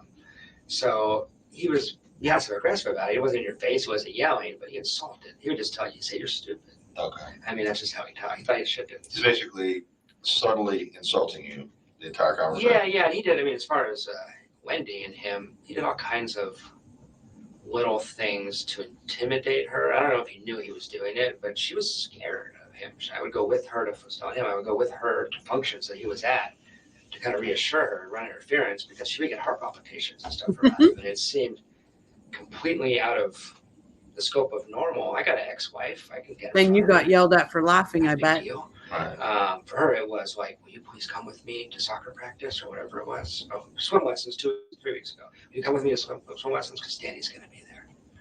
And she would just freak out. Did you go? I did go. Was he there? Yeah, he was there. Was everything okay between you and him? Well, everything was fine. We kind of moved through a phase where at first we were real friendly, shaking hands, and then we got like, hey, how you doing? I'm not going to shake your hand. We're on different sides of this thing, you know, that kind of thing. But it was always reasonably Did friendly. she introduce you to him She did. as your boyfriend, your current boyfriend, No. friend? I don't remember what she said. This is Jeff, I think. Okay. That was a point of contention between us. She didn't call me her boyfriend until very recently. So Okay.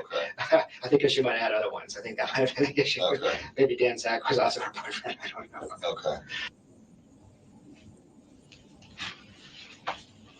We already got his phone number. Yes.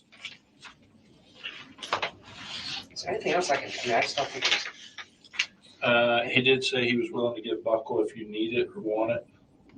Is that something you want to do? I don't think so. I can call him back if we have his phone number.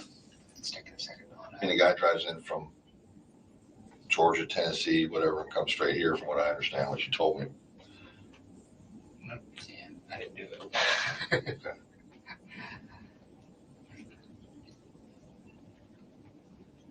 It's probably give it a second here. That says a lot that he made that drive and came straight there. He guess didn't go just home popped or up in my nothing. head is, don't write this down, but just so you know, if you're investigating, I've been shocked how easily Wendi lies to my face. Exactly, I've dated 25 DJ. years, I'm not an experienced man out there, but her and Charlie both have this sociopathic kind of thing where it doesn't seem to bug them at all. So if you had her in front of you for 9 hours, Are her parents from the United States? they are first generation. I think their parents were Lacasse. Emily, I don't think that. I think And that they're it's weird. a but I game don't that have she a kind plays of to make law, sure but they that are everybody's strange. on her side. Narcissists Yeah, 9 like months to ago, they turn probably said people 20 against words. people. Okay. This is not coming up. Okay, I tell you what, let's just do this. Okay. When you get your paper copies, Okay. send them to Corey for me, I will. and then Or if you give me an email address, I can send it to you. Absolutely. either way.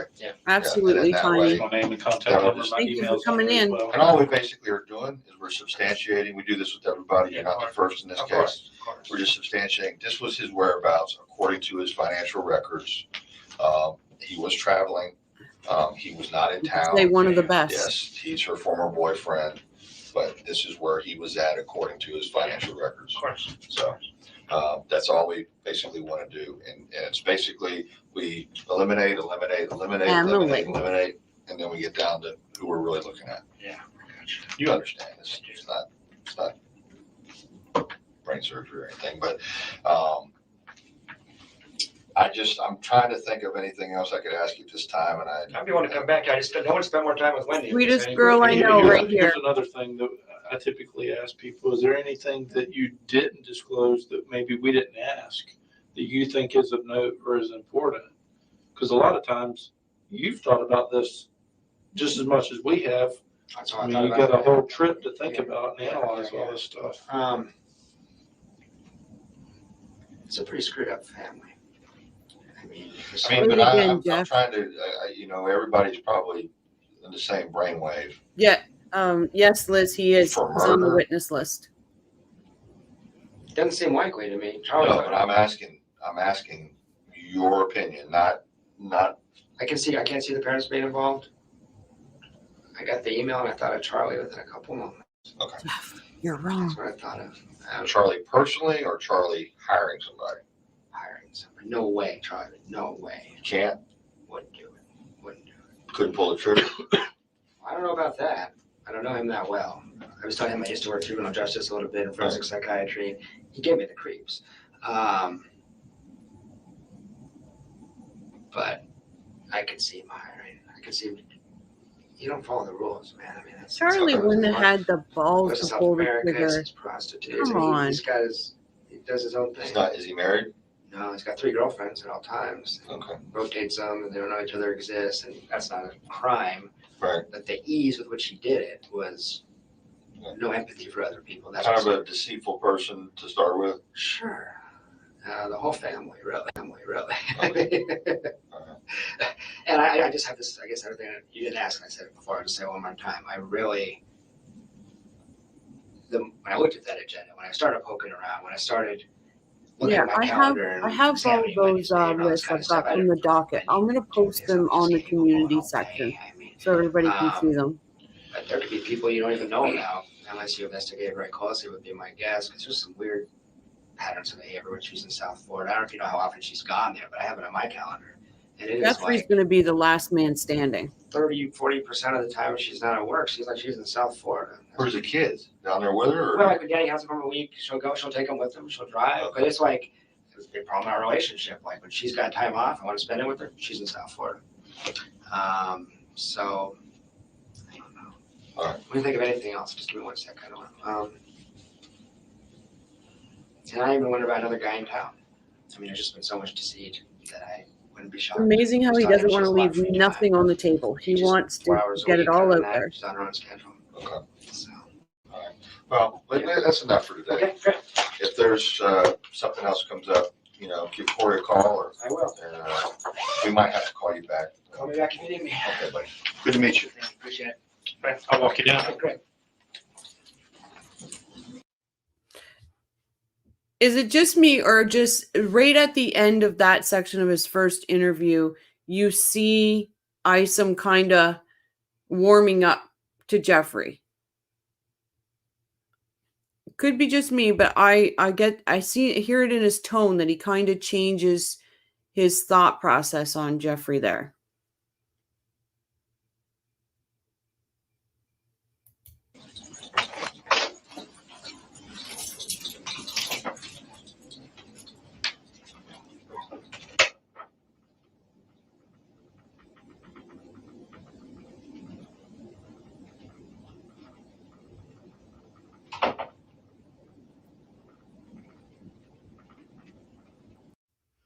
We have a celebrity in the house, people. Hey, Patty. I'm still stunned how much in love. I would almost bet, and I don't know about you, Patty, but I would almost bet that even after the third interview, if she would have came, he probably would have went back with her. I don't know. But that's what trauma bond is, though, right? I wish nothing but the best for this man. I hope he finds the best woman that the world has to offer, because he really does deserve it.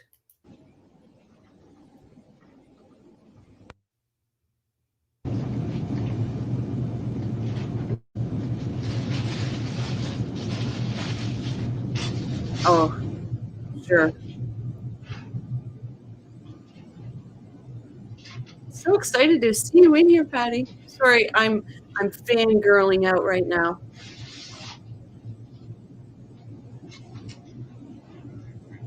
Patty's amazing.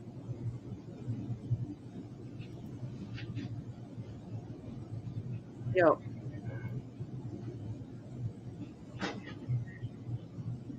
Everybody, you have to go over to Patty's Playhouse. She's absolutely amazing.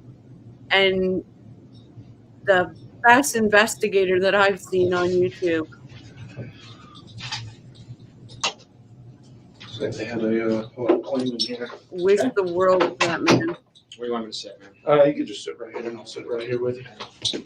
James, we made it. Patty's here. I made a couple of notes. I've been thinking. Okay. Do you have a credit card? I do. The one that you sent me the email I got it right here. on? Can I just make a copy of I was that? there. I'm not going to charge anything to you. That's fine. That's fine. But I just got to show. You can't trust the police to hold on your credit card. Well, here's the thing. Your account doesn't necessarily show that you All are the the love, account Patty. holder. All the There's love. nothing in that Gotcha. correspondence. Gotcha. So I'm just going to make a copy of this. And really what this is doing is just working to exclude you as a Patty, suspect. are you busy? Want to join me? I can also Yeah, you've pretty much done that. Well, I thought so. I'm sure my cell phone records would show that too. Well, I kind of showed this to my boss and they're like, well, let's just go ahead and verify that he has this account number. Sure, gotcha. And you weren't locking on to somebody else. Yeah. It's absolutely Conspiracy amazing. theory stuff, I know. But Gotcha. Well, no, you guys gotta be careful. yeah, we got to check everything out. So I'll be right back. Yeah, sure. I'll make a copy of this and then I'll come right back. I just thought of a few things that might be useful to you. So. Okay. Sorry, got a million things going on here. Sure you do.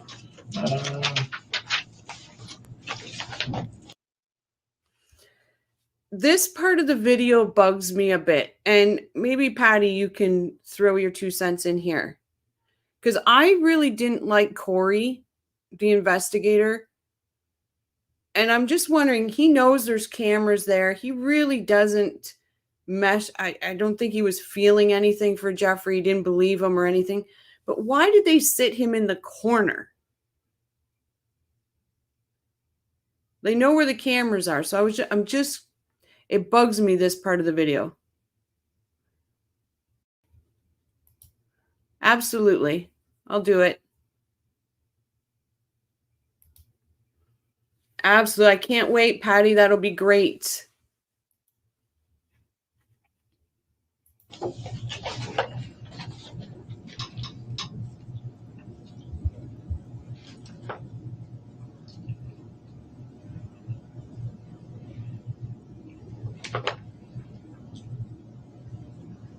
And no, is this just kind of like theory kind of stuff, or is it just kind of you had some time to think about what I talked to you about? Sorry, guys. I'm just interrupting. I just want to let you know that in the description on my channel, Patty's pinned down there. So just go down there, click on Patty, go over and make sure you like, subscribe, and share, and show Patty the love. What it's been is I had a 14-day break while she was in South Florida. Then last 7 days I haven't heard from her I yet. love So this. we're at day 22, 23. No longer under the spell. I'm starting to see a few things a little more clearly. Love it. Okay. It's been a month since we were intimate, a month since she kind of controlled me that way. So it's I'm starting to clear up a little bit, man. I'm not under the spell. So just some things I think you should know. I'll try You're to go welcome, quick. I know Liz. you're busy. Okay. But I appreciate you. first, there was 2 quick things. You probably already have these, but there's a professor in the department that's for an really obsessed interview. with her. You probably already got that. Who was that? He's got really bad teeth. I don't know his name. He called her goddess, and he would send her inappropriate texts. I can't imagine that Wendy wouldn't have mentioned that, but just to make sure you had it. He's an older guy, probably in his 60s. I don't know his name, but he called her goddess. You're And right. he's no fan of Markel. Just a weird thing to do.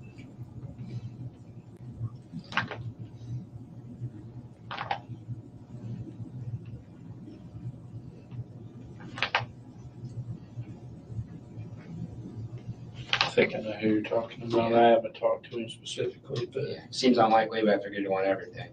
Okay. And there was this was one I thought of. There was a student in the fall that was really inappropriate with her. She forwarded a couple of emails to me, and he actually kissed her on the mouth during a teacher-student meeting in her office. That was kind of Naughty weird. Wendy. So I don't know his name or anything else, but there was the student that, if you're looking for obsession, that was strange for a student to lean in and kiss a professor on the mouth. yeah. So it's just when you would know the name, she forwarded the email. She was disturbed, but I don't Okay. know. So here's another thing. Wendy forwarded the email about this student doing this. We all know that something naughty has been found on Wendy's computer. Do you think Wendy done this and now she's trying to make this student look bad to protect her own ass? Well, it is Wendy, so. If you really needed it, I have that email somewhere.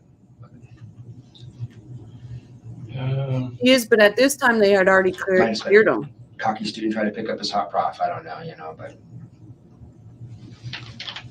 If you can find, you got my email address. yeah, would you like to see that one? Okay, I'll Sure, send you an email. I think his address is on it. Yeah, we haven't excluded anyone really at this point. Gotcha. So, Okay, a couple other things. I've been seeing a therapist since about, I don't have any major mental health problems, but just to try to deal with Wendi, I was seeing my therapist I used to see when I was going through my divorce. I agree 100%, Sonny. I was thinking about what we 100%. talked about in there. I mean, I've spent like $2,000 on therapy trying to figure out how to deal with Wendi. She's been really hard to handle. And I realized I never put it together. When she But, passes away, her he, for brain months, needs to has be been concerned that examined. she's a sociopath. And I didn't tell you guys that before. Yeah, I always still the love Wendi. I was under her spell. She'd call me tomorrow if I go back to her. But there's a lot of stuff that, as I look back, is really strange. Just to give you a couple examples. Well, I guess one of the things I worry about is Wendi has this public a persona, triple X site. and she's a very good Student actress. She's very and- charismatic and all this kind of stuff. And she knows a lot of people. Everybody in Tallahassee knows Wendi. You probably discovered that already. I mean, she's in every social circle. She's very social butterfly-esque and out there and stuff. But in terms of people that know her intimately, have spent like a lot of time with her, and I'm seen still behind the curtain. fangirling out that Patty's I Playhouse think was it's here. Markel, me, and maybe that Sack guy in the last 12, 13 years. I love mean, her. She doesn't, She says you know what I mean? whatever she So, thinks, some of the stuff I had seen and she's unapologetic was about pretty it. And I crazy love stuff. that. I mean, no sense of guilt, no empathy, hypersensitivity to criticism. When I said, hey, you cheated, I mean, that's fucked up. She would not apologize. She would not say she felt bad. She would not say she made a mistake. She's a total pathological liar. And I feel bad saying all this because I still love her. She has these flaws and I would have stayed with her. But if you look back at Markel's legal documents, he's constantly talking about her systematic pattern of Oh, deception. right. How she lies all the time. And she told me once, I have a really hard time telling the truth when it's inconvenient or unpleasant. I lie all the time. I mean, she said that to me. So I never would have thought that Wendi was, I know she didn't pull the trigger or anything like that. But the more I thought about it, how much I was manipulated, how much of a spell I was under, and all that kind of stuff, I feel kind of creeped out right Oh, now. thank you, Sonny, Not, because I Patty don't know if she's a suspect, not that is number one in my books. But as an accessory, it makes a lot of sense to me at a certain point. So, and I don't know that many people that know her that well. Mhm. When you see behind the curtain, That's what I she's a said, total- Ryan. Or total train to wreck. sorry, My psychologist was saying, man, she just meets the checklist. I didn't of a believe narcissistic sociopath. he was believing down the Jeff list. at all. But Jeff So has all the obviously she's already a receipts, person so of it's not interest a and all big that deal. kind of stuff. But I thought you should know that I'm a mental health myself. right. So I never saw that when I was under the spell, but I've had people trying to convince me for 3 or 4 months you're dating someone who is real It's almost severe like we made sociopathic it. tendencies. Right.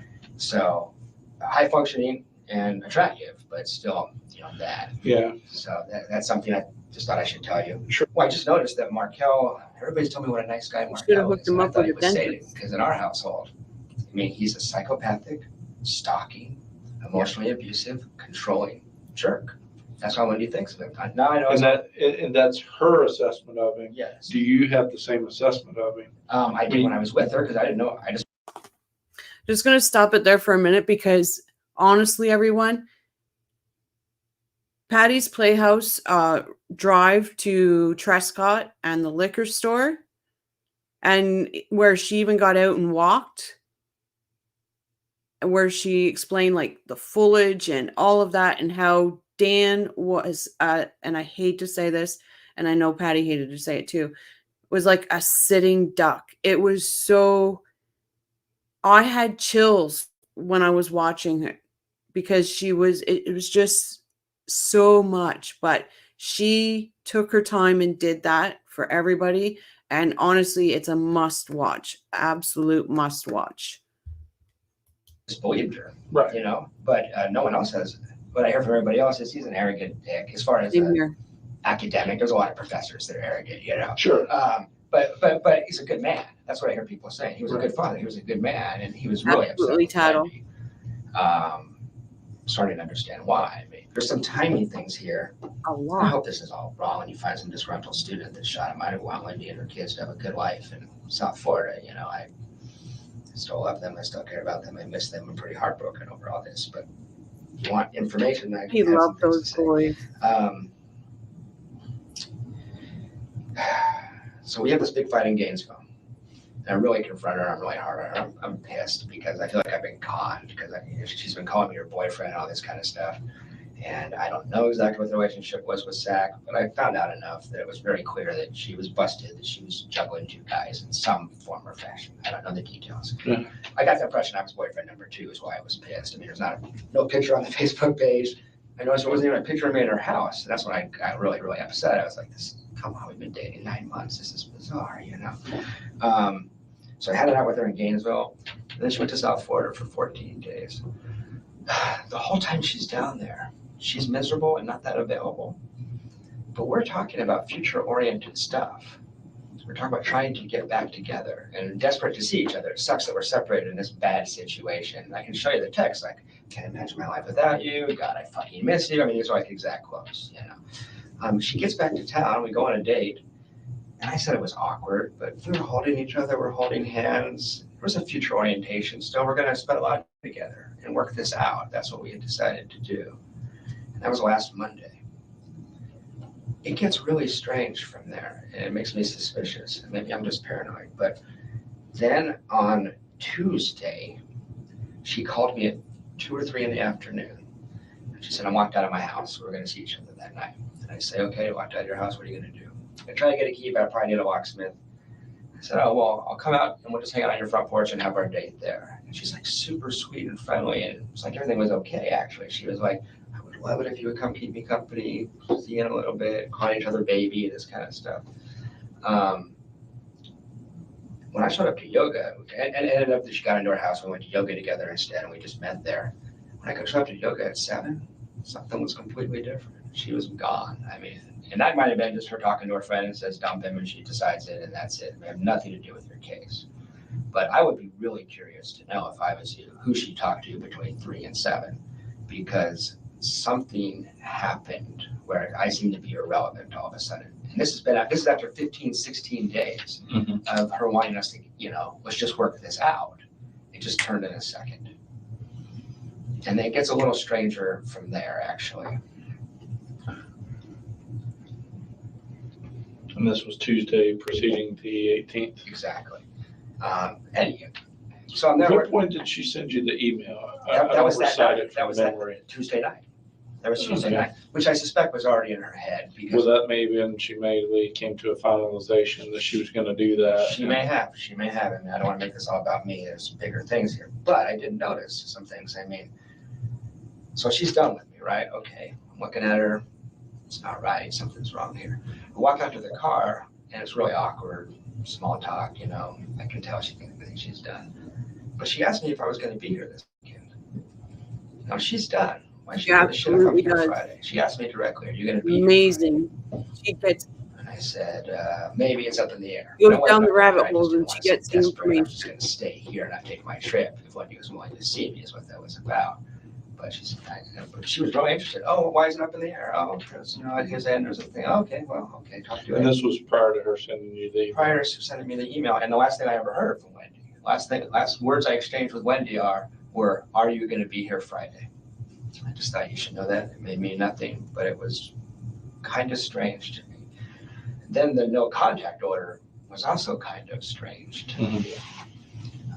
Usually you would just send someone an email and say, hey, I need some time to think. She was very. Do we have any men in here? Because if we've got men in here, I want to hear what you would think of a woman sending you a cease and desist, no contact order for a week. Because I'm telling you, if somebody sent me that, see ya. But I just want to hear what a man's thought on the cease and desist for a week. Very strict about that no contact thing. It was almost like she didn't want to be in front of me. You know, I just busted her for Well, she that. probably didn't want you to try and 100% the truth coming out of him. I don't know. that was my thinking. Maybe. Or maybe she knew something was going to go down and didn't want me in front of her because I read her pretty well. I'm glad because I'm And like, I just busted her on a whole host of lies. can't imagine.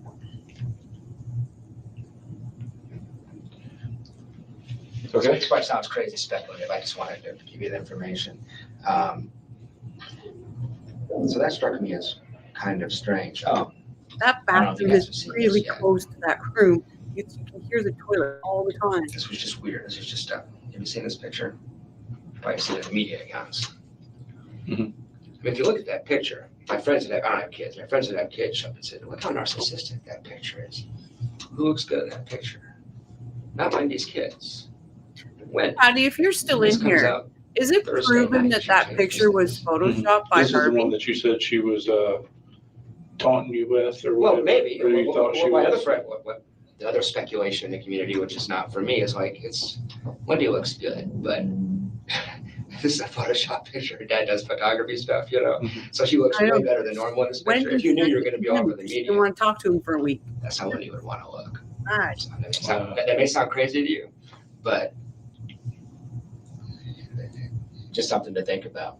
I mean, when you want to picture your kids look good. There's other pictures in this photo set where the kids looking at the camera and are smiling and look great. Right. So it's just weird. And I'm not trying to do your job for you to be like an FBI profiler, but it was a thing. Right. Let's stop it right there. He says, I'm not trying to do your job for you. I'm not a profiler in that. Jeffrey, you solved this case 13 minutes into your first interview.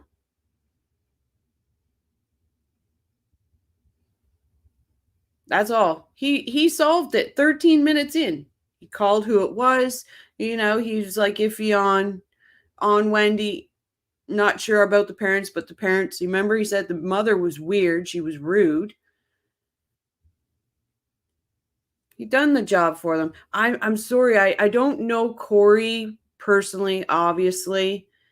And maybe if Patty's here, she could speak to if she knows him personally, if, like his personality. But I was yelling at him. I was yelling at him when I watched this the first time. And that one of the last things would be, it still is, I don't want to be the disgruntled ex-boyfriend, but it's really strange to me that she's never contacted me. It's very strange. We were co-parenting for 6 months. We've talked about Danny for hundreds of hours. No one knows that case better than, as far as her friends, than me. Exactly, Sonny. It's exactly. really, really odd. I mean, your ex-wife and you are estranged, you're fighting, you're separated. Her dad gets hit by a car. You pick up the phone and call, usually, you know? So there's a rigidity to this no contact thing. It just strikes me as very, very odd. She is, I know you said, hey, I wouldn't take that personally. I'm not taking it personally. We're done. I get it, you know. But what I am taking it as is, it almost looks guilty to me. It looks really strange. Why wouldn't you call for putting these kids to bed for the last 6 months? And then ride around in a minivan with them. You care about these kids. She knows that. Even if we're over, not a text message, not a phone call. It looks strange to me. So. Right. And even more so in the recent events. Well, that's what I mean, is that when that happened, I didn't expect to hear from her that day. You guys had her on, you know, into the night. I know all that kind of stuff. Oh, but 100%. I still haven't heard a thing. And I don't blame the cop. Very, very strange. Maybe she's just a cold-blooded, damaged, needy woman that decided she was done with me, maybe. But if there's any interest in her at all, I just don't like how cold they were to him there's a when he lot of was spilling his sociopathic stuff guts. here. I don't like that. The ease with which she lies is really disturbing. Mhm. So that's all I had to say. I just thought you want to know that. Okay. Yeah, well, I got you here. I did want to run down on some of your Good printed call, out Tattle. your stuff that you sent me here. Let me just flip to it and try and Yep. find it. Who knows? He could have been a marksman and we don't even know.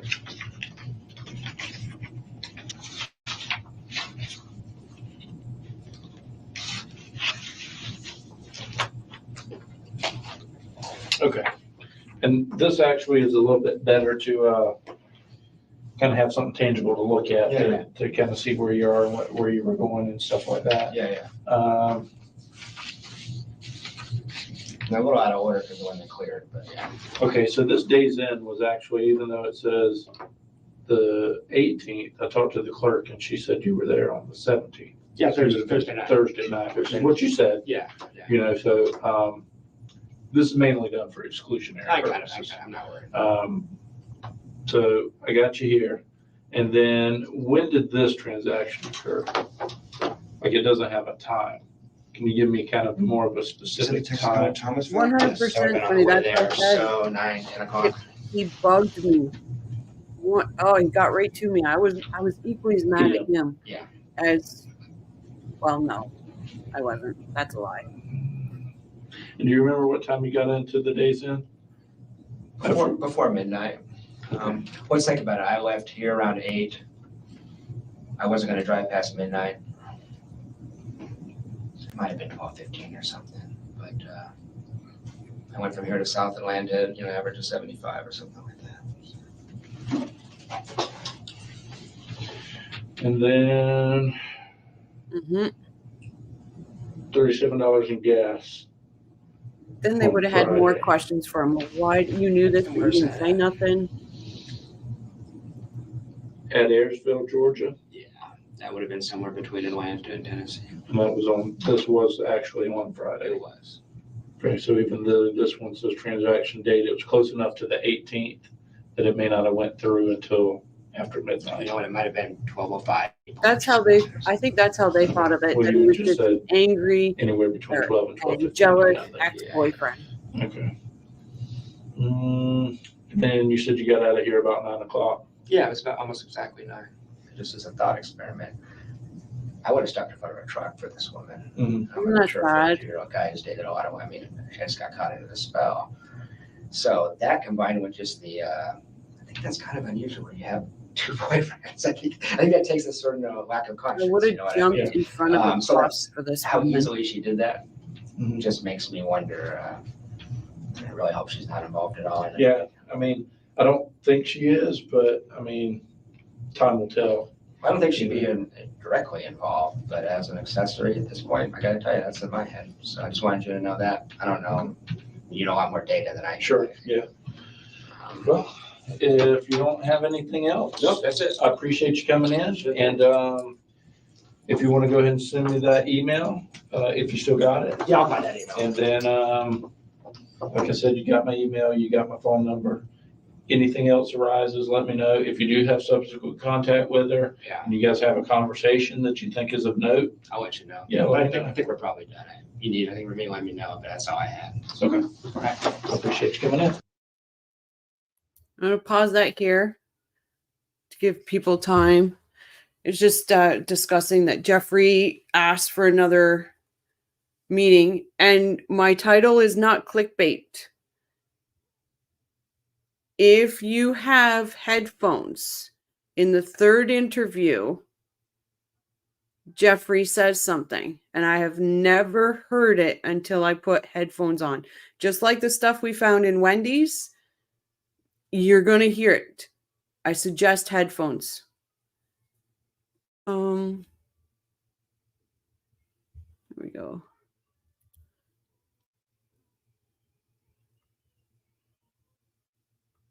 As an angry loser. And then Patty says, why? 100%. Jeffrey, there's nothing that man said that wasn't not true. He brought out things like emails about Christianity. He has all the receipts against these people.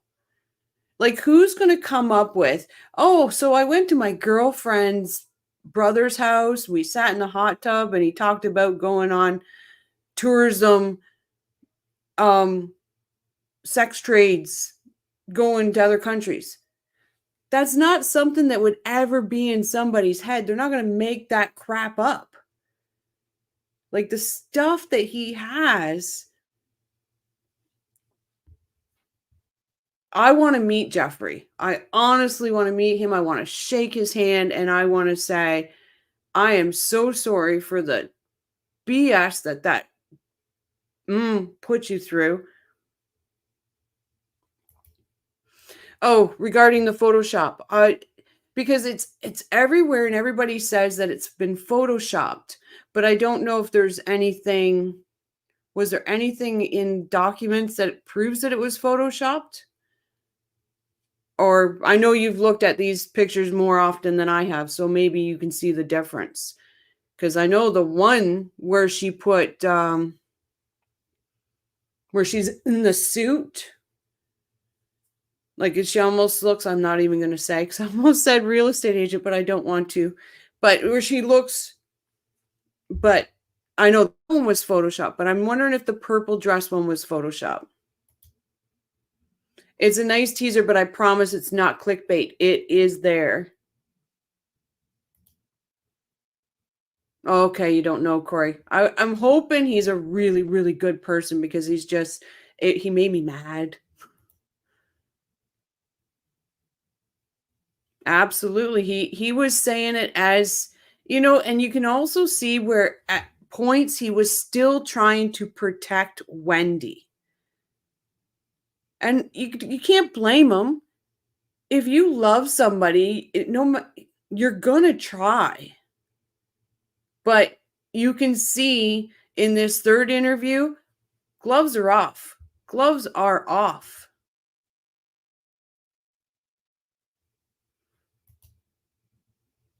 Charlie is gross.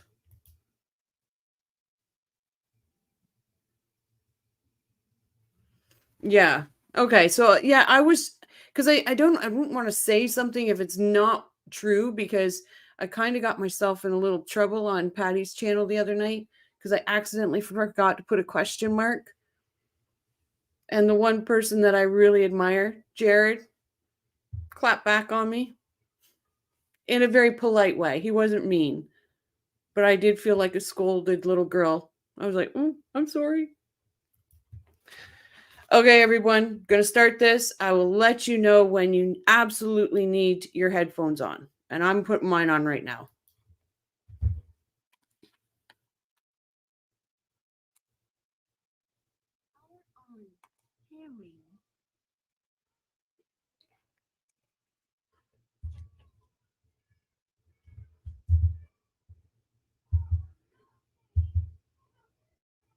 And again, thank you, mentor lawyer.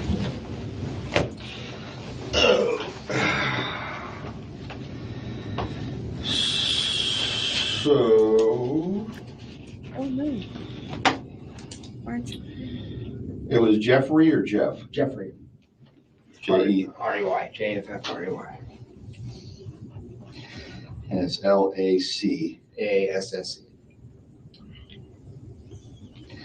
Let me get your date of birth, Jeff. Sure, 10/18/71.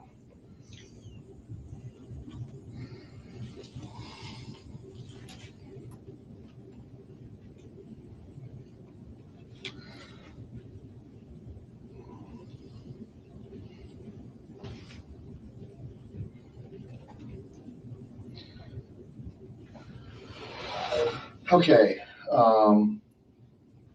So what's up? Corey said, and we talked on the phone a little bit that you wanted to, and you can start at the very beginning, however you want to do it. I got some notes. Do you mind that? No, absolutely not. I don't want to forget stuff, so I've been writing stuff down last few months. So probably might end up. Well, here's the thing, and just to give you the broad overview quickly. I felt like when I first talked to Investigator Hale, I was shattered. I mean, you can imagine, you see violent crime all the time. So I think he saw a lot of noise. I love the note. And a lot of the stuff I told him, but I don't know how it came across. The last couple of meetings we had, he seemed to think I was a disgruntled ex-boyfriend that got my heart broken, and that was why I was upset. And there was some truth to that. I was upset. But over time, I got some clarity on some things. So I guess I'll just give you my overall impression. And just want to tell you things I saw with my own two eyes that were very suspicious to me that I didn't feel really hurt previously. Maybe they were hurt and not seen as credible. I don't know. But just so you get the context for it, as far as the relationship stuff, that sucked. But that last 3-4 months, I moved on with my life. Actually, her moving away was the best thing that ever happened to me in terms of my personal life. It was a bad relationship. So this isn't any animosity towards her for being an unfaithful girlfriend. This is more deeply concerning stuff about someone getting killed. So I started dating Wendi in fall of 2013. We had mutual friends. Our friends were in the Jewish community at the School of Social Work. So we both talked to a lot of the same people. Throughout the investigation, your name came up a couple of times. We just have a lot of like mutual friends and stuff. So that's how we met. So we dated casually in the fall. She just got divorced, so had I actually. And at the time, I mean, I came in here before, like, I thought Markel was a dick. I mean, that's what I had been taught by Wendi. Over time, I realized I was kind of misled. But in the fall, it was interesting. Let me start. Danny had been describing Wendi as a pathological liar and a mentally ill narcissistic sociopath in a semi-joking manner, but To you? to other people. I just heard Okay. that through the grapevine because people said, "Be careful with Wendi. She's a little unbalanced." And I said, "Well, she seems upset about her divorce, but I don't know if she's unbalanced." I didn't take it seriously at the time. That sounds extreme, right? I thought these two people were having a nasty divorce. He's calling names. I thought it was totally out of line. It's one of the reasons I was upset with him because you've seen the court documents. I mean, he got sick of her and really went after her legally in a really aggressive way, and not knowing the background. I thought it was inappropriate. I thought it was taking things too This far. is Trying to Dad just from bar your Boston. That's ex-wife. why he talks so fast. Is that true, everyone? But one impression I'm From left Boston with talk is, fast? I don't think I said this before, like in December or January, I thought that was totally out of line. By May, I don't know if those are technically the correct words, but by May, I knew exactly what he was talking about. And this is a very troubled person, Wendi Adelson, deeply troubled person. And at first, she's gorgeous, she's smart, she's funny. I mean, I fell for this girl like a ton of bricks. Most men would. I mean, that was. Is that true, I Cliff? guess I Most stuck men around would. too long. But just an overall impression of her. And Danny says this in court documents, actually. A very manipulative person, pathological liar. Wendi was an alcoholic while I was with her. She drank her dinner most nights. Extremely fragile, extremely depressed. She drank her dinner most nights. But she didn't know what bourbon was. And I believe it actually, Patty has the where she didn't buy the bourbon, she bought the rye, Bullet Rye. But she doesn't drink. That explains the nose, people. Just saying. Many, many nights hated Tallahassee so much that thought we're a bunch of country bumpkins and we liked Tallahassee because she's from Miami. Didn't hide that fact. Thought it was bizarre that I moved here from Phoenix. And the two conversations that we had every single day for 9 months were, Danny is an evil monster. Tallahassee is the worst place in the world to live, and I can't believe I got stuck here because of Danny Markel. I mean, she was obsessed with those two concepts. So I got really tired of hearing that, but I heard that every day for 9 months.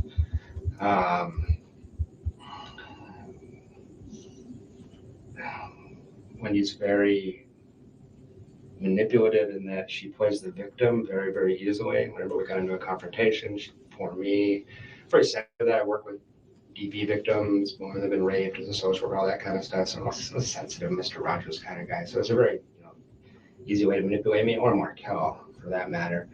But she just wasn't stable even in the fall, and able to cover it up here or there. One of these people, the first 100 hours you spend with her, you think she's amazing. 101 on, you're like, shit, what did I get myself into here? This person's kind of crazy. You talk a little fast for me. I'm sorry. 100 hours. Yeah, first 100 hours you think she's amazing.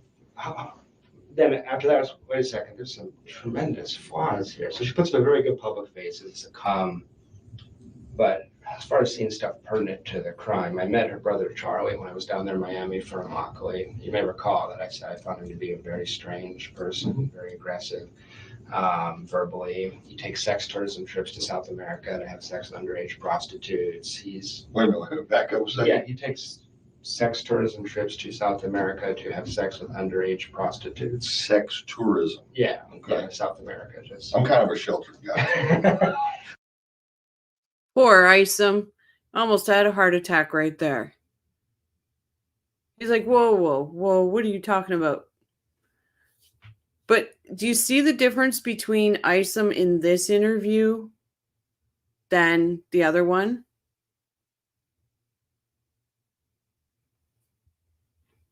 Like, it's night and day with Isom. I 100% believe at this point he's believing Jeffrey at this point.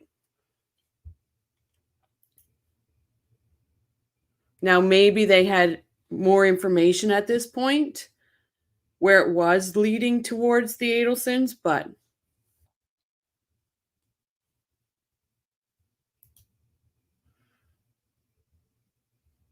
that's there was probably more facts than we know they had, and that's why he's believing them.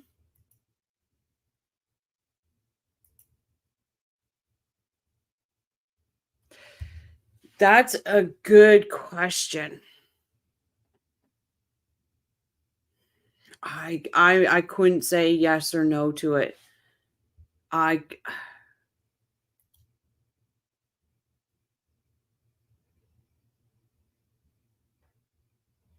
This one, wasn't there a log? Didn't they recover a log from the island? I'm pretty sure they recovered a log because Prince Andrew and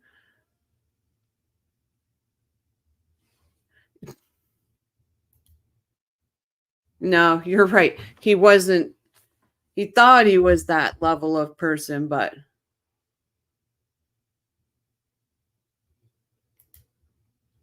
oh, Angie, we all feel sorry for Jeff. Like I said, I would love to shake this man's hand.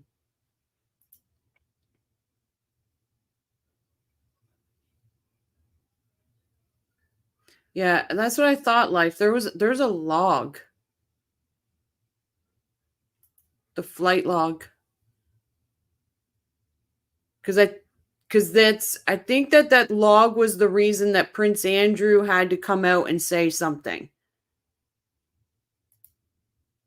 Never released. Because he knew he'd be in that log. Oh, he was probably preempting if they never released it. Charlie wasn't in with the elite.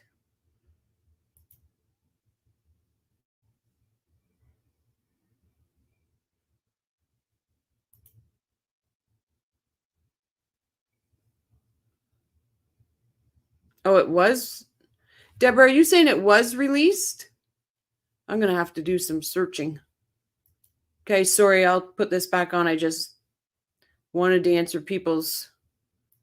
Well, I was shocked not only that he would tell people he did that, but that he would tell his younger sister.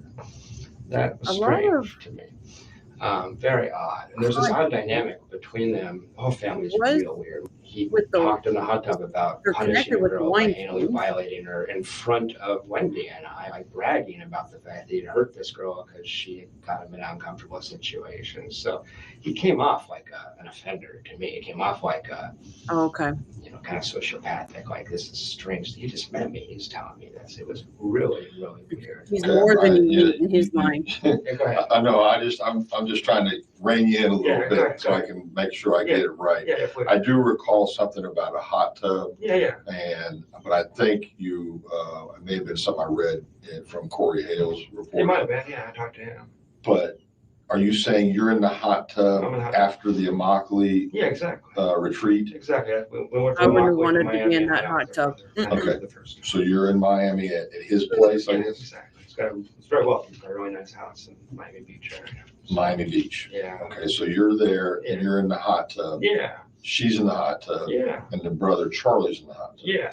Okay. Charlie's talking about punishing girls through anally violating them in front of his sister. It's just. Is it braggadocious? A lot of like she got him punched out of the lawyers way. and that. Her Korean girlfriend brought him as the only white guy to 400 Korean people, and just him. Some of the men took offense, and he got punched out. Charlie did. Yeah. So the way he handled that was to anally violate her and then brag about it. Ugh. I mean, Story, guys. Really, story. Really weird. That had happened the day before y'all got in the hot tub? No, I misspoke there. It was pretty recent. It wasn't that day, but Okay. It was last month, the last couple of weeks, something like that. So he goes to a Korean wedding Yeah. as the only Anglo. Yeah, exactly. And some men took offense because he was a date for one of the Korean girls that was at the wedding. Exactly. And he got punched. And he probably opened his mouth or something. So, He says he got sucker punched, but I don't know. okay, so he gets, and so his way of getting retribution is the girl that brought him to the wedding is to Yeah. rape her? Well, Or it not rape. It wasn't rape. It was consensual sex. Sorry, But he was guys. bragging about the fact that he made it hurt a lot and that kind of stuff. Oh, okay. And that was just. And that was anal penetration Yeah. he's bragging about. And it was 20 minutes after I met him. I got you. So I'm just like, this is not normal. This is strange. Guys will talk to their guy friends. Although I've never said anything like that. I would never want to hurt a woman. It's, Right. you know, so it's, so it just struck me as very, very odd. Fast forward to May. We have that incident in the coffee shop that we discussed that Officer Hale and you were, I assume that's one of the reasons you guys were interested in talking to me in the first place. But just to remind you, I just walked into All Saints Coffee and there's my girlfriend with another guy. But that was a big deal in our relationship. And, Right, because you see her there and she's with this guy yeah. and you don't know who the guy is. No, not yet. I'll let Maybe I you got that know. wrong. You knew that she was seeing a guy? That's one of the things that concerned me is that she would bring him up from time to time. And there was other signs. I mean, there's, I think, You're gonna 5 be to 10 other shocked. men, and I was in denial about it in this time period. That's not a crime, obviously, but she's very impulsive, very erratic, doesn't think things through. She will do them and then worry about the consequences later. She Gonna was pause it, guys. remarkably sloppy.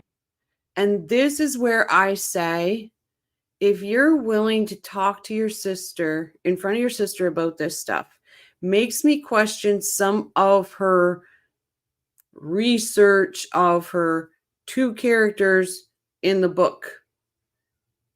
Like, I have no proof of this. It's just my opinion. But did her research come from Charlie? That's all I'm saying. About cheating on me in terms of, well, that's what was interesting. Up until about I can't early wait. June, she was covering her tracks pretty well, actually. And after that fight, we had not a huge fight, we had a mild fight about that. And things started to get really, really strange. And this is why I think I had a hard time getting across to Investigator Hale. So we have that fight. She goes to Portland for a weekend. She comes back. It's now June. And June, I was walking around saying to all my friends, I don't know what makes is that going book hard to on. read. Something is going on. Already hard. We had a very frank talk about that and decided to stay together.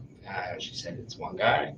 He's gone. He literally moved out of the area, as you probably know. So in June, I was walking around saying to my friends, I don't know what's going on. It's just uncanny to think back on it now. So I don't know what's going on, but something's gonna happen. Like, it feels like there's drum beats. It feels like we're moving towards something. It's really, really strange. I don't know what's going on. One of the strange things that happened.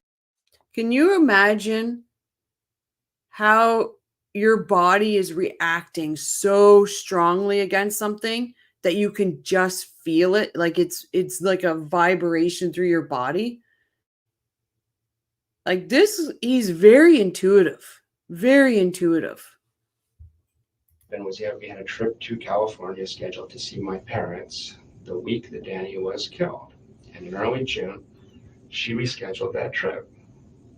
And I said, what's the problem with the trip? I agree. She says, 100%. well, I'm worried we'll get stuck in the airport and we won't be back on Friday. I have to pick up the kids from school. And I said, but we're coming back Thursday night. It's not winter. We're not going Atlanta in the winter. I understand. There's no way we're going to get stuck. We can rent a car. We have friends. Babies, that's strange. I said, fine, cancel the trip. And that was going to be in early June? The trip was going to be the week that Danny was killed. Oh, okay. That was the trip? 11th to 19th was supposed to be the trip. So we had a trip planned, and she was real strange about the fact that we had to reschedule this trip. It just didn't make sense. And I even said, if you just don't want to go because you don't feel comfortable right now, just tell me. That's cool. She goes, no, I have to pick up the kids from school that day. I just have to. I don't want to do anything. Baffling. And she said, I'll miss the kids at that point. I said, okay. A couple of days later, I say, well, she said, but I want to spend that time with you.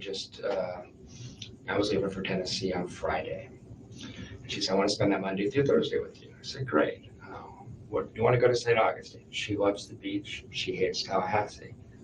This again is just very strange and suspicious to me. Wendi Adelson tells me, what I want to do is a staycation. I want to stay home in Tallahassee. Skullduggery never I makes said, sense. You want to stay in Tallahassee the hottest week of the year? He goes, yeah, we'll go to Tom Brown Park. We'll do this. I said, you hate it here. I'm offering to take you away. Why wouldn't you? It's just really strange at the time. I'm saying to my friends, like, Wendi wants, people laugh. I said, Wendi says she wants to stay in Tallahassee. Like, she leaves town. Sure, you know, every chance she gets, she leaves town. Why would she want to stay? I said, I don't know. I have no idea. I finally managed to convince her to do a trip to St. Augustine, but we had to schedule it so that we were back basically by the time of the shooting. Good night, Patty. Thank you for stopping in. I greatly appreciate it. And please remember, everyone, go over to Patty's Playhouse. It's pinned in on my homepage.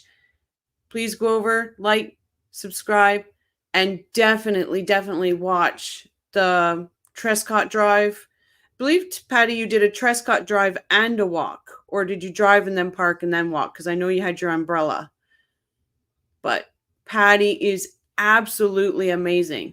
And she goes down the rabbit holes and she finds the information and she'll dig till she gets it. So, and I love Patty. I have her on all the time. So please go over, like, subscribe to Patty. Thanks, Patty. Have a great night. So that was just strange. It was peculiar at the time. And when we scheduled that trip to St. Augustine, I'm sitting there, she has her calendar open. You have to schedule everything with her. That's just how she was. There was just, at the time, I can remember sitting in her office. She's amazing, Liz. You're going to love her. There's weirdness about that weekend. We're scheduling other things, no problem. But that weekend, she just was intent on. That day meant something Absolutely, to me before Patricia. Danny was shot. Like, there's something weird about that week. I don't know what it is, but there's something weird about that week. If we keep going through June, other things I noticed in June that were really crazy. Let me back up a second so I get this That was right. exciting. July 11th through 19th, you're supposed to go to California. Yeah. Leave on the 11th, come back on the 19th. I can look it up for you. It might be 12th to 19th, but it was the week that Danny was shot. Yes. Okay. Yeah. So when is she saying, I can't do it? What date? What date are we talking about when she's telling you I can't do it? Early June. I can pull up the exact Early date. June. Early June. Yeah. So you're supposed to go to California with her, just you two. We have plane tickets purchased. And she sat me down. I think it was June 5th or 7th. I will find out for you if you would like. Yeah. And she just said, I can't do that. And it just didn't make sense. It just didn't make any sense. So she'd already said that date was that window of. She said, this is the one week I have to go see your parents. And I 11th said, through the 19th. but that was in May we booked them. So 3 different times she Coming canceled up, Cliff, plans don't worry. with me in the 2 or 3 day period with January. What you're leading to is this is highly suspicious that she needs to be here on the 18th of July. Yeah, just Thanks, anecdotal. Bruce. It's a lot calmer than last night. It was really weird. It was really strange. I know this woman. I know her really well.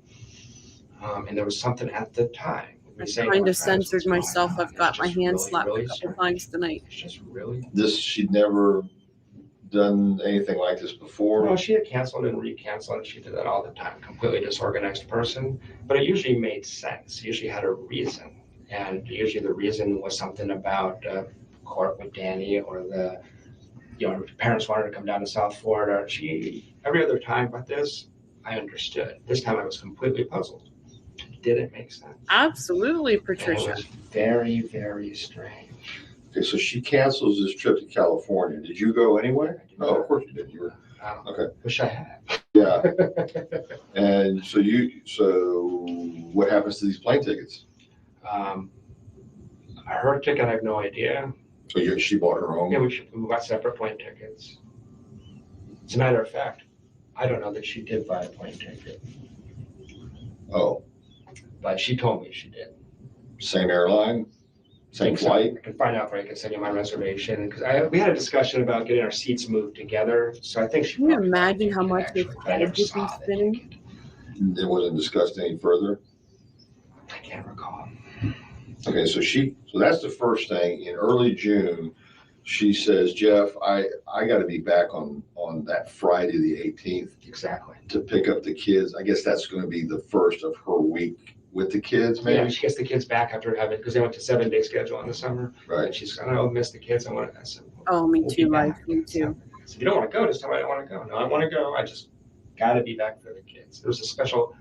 Okay, why not adjust the flight or just the, Well, she had the kids the previous week. This was her one free week. She's also booked all summer. So well, the 18th is a Friday. yeah, it is. Okay, so, going backwards, the 11th should have been a Thursday, Leave it up so everybody can I'm read thinking. them.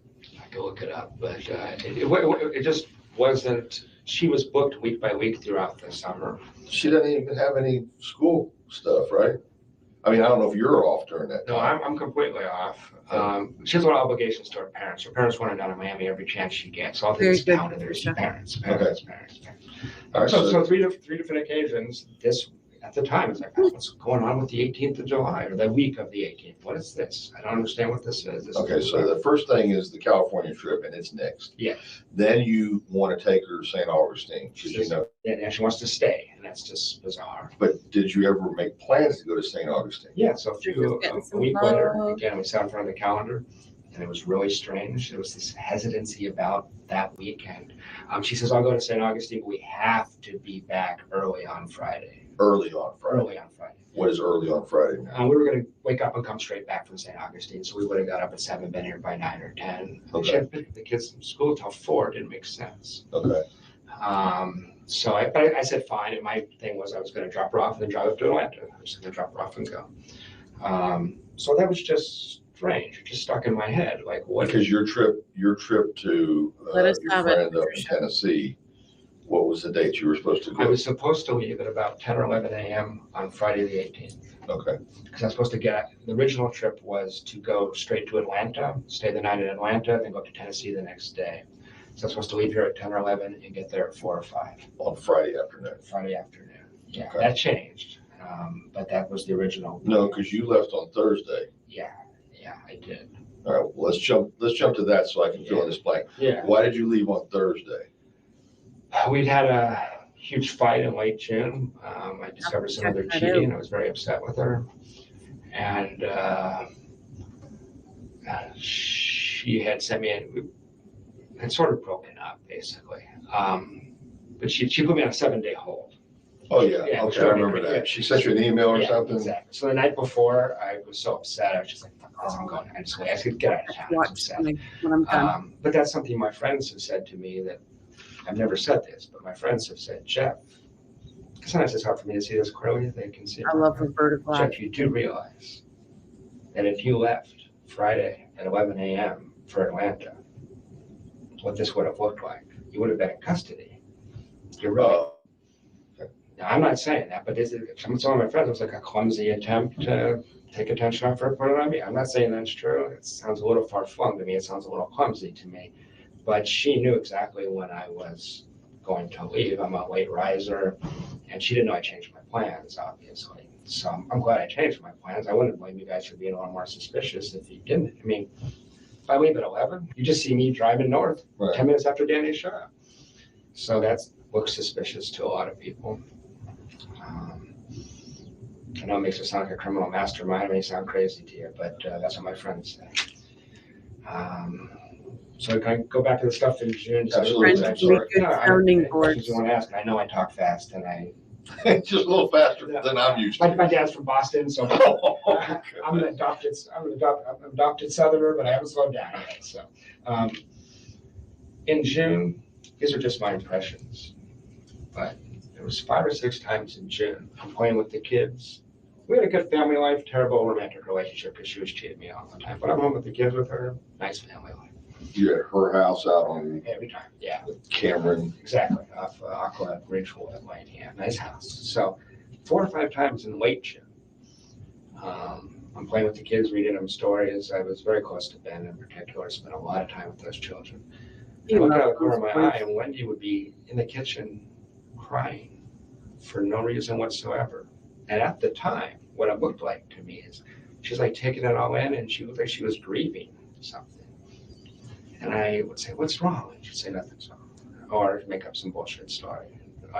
She lied so much, it was hard to know. But in retrospect, it makes me worry a lot because it looked like she was wrestling with something. It wasn't suspicious, it was just weird. But in retrospect, it's like, wow, let's assume she knew something was going to happen. That's how a person might react, She made a choice, but That's late June. that's late June. That's late.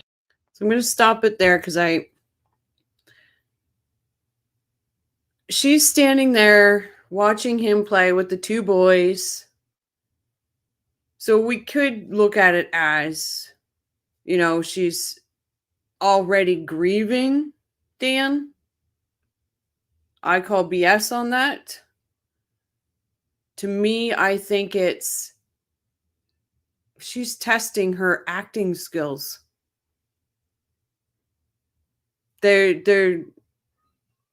She's seeing how much this man is going to believe. I see it as her testing acting skills, but I could be wrong. I just want your guys' opinion on that, because that's a strange part where he says he would turn around and see her crying.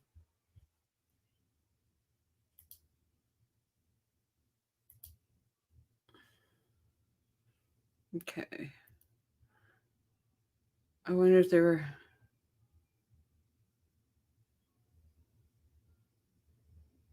No, it's coming. It's coming, I promise.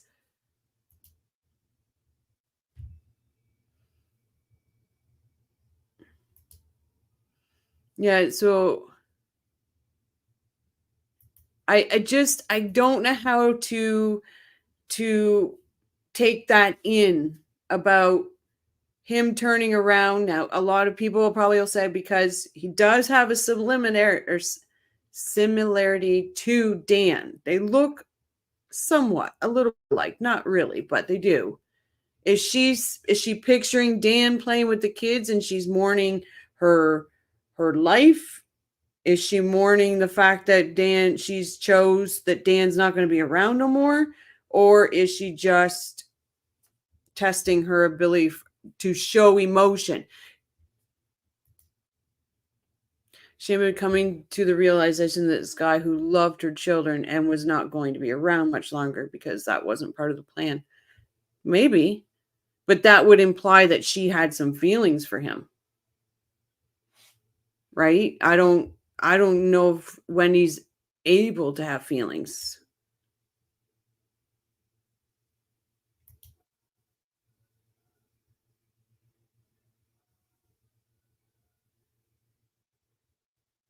I bet you she used it as a control, I would say.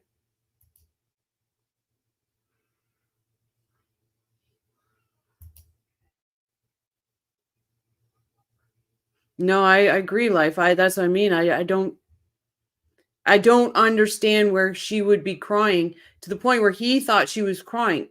That's why I take it as acting, because she doesn't have feelings.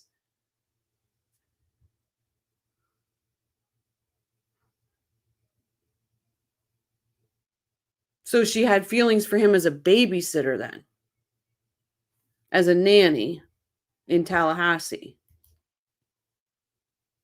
But I'll get back to it because I know Cliff's getting mad at me. Just that happened enough times that I talked to my friends about it. What she was talking about in June? Yep. Relocation to Miami. How terrible it was to be stuck in Tallahassee. Crying like I got stuck here. I didn't choose this. I can't stand it. And she talked about the fact that the only way she could ever relocate is if something happened to Dan. Oh. Does she actually say that? What if she... Yeah. You might have hit something here. What if she was drinking that night when she blurted out about Charlie and the hitman? That's a good possibility. She could have been on a little too many drinks. Like you said, it's like a truth serum, and it came out. That's a good one. because he said she drank most of her meals. The first time you mentioned that. I don't think so. I think I did mention that to Investigator Hale. Okay. I think I did. Well, no, it wasn't. I had 3 interviews with Investigator Hale. And Okay. The next 2 was me trying to tell him things like this. I don't think he was Yep. hearing me. Okay. So, no, she didn't say that I killed Danny. It is a difficult read. But it was, because I was saying, hey, we're about to like get serious here. Are you going to be here? Because she hated it so much. I need to know what's going to happen. And she's like, well, the only way that, let me give you the context. The only way I could leave is if That something didn't happened to even Danny. pass But my if that thought. did happen, I'm that would be ashamed a to tough say. decision. I would probably need to go back to Miami to be with my parents. So that scenario came from her. But it was a response to a question from me. So, I mean, I guess I need to be fair Crying, about that. manipulative Sure. drunk. But it was, Oof. and it's true, right? I mean, it was, I asked if Danny might move with her. She said she would not be willing to do that.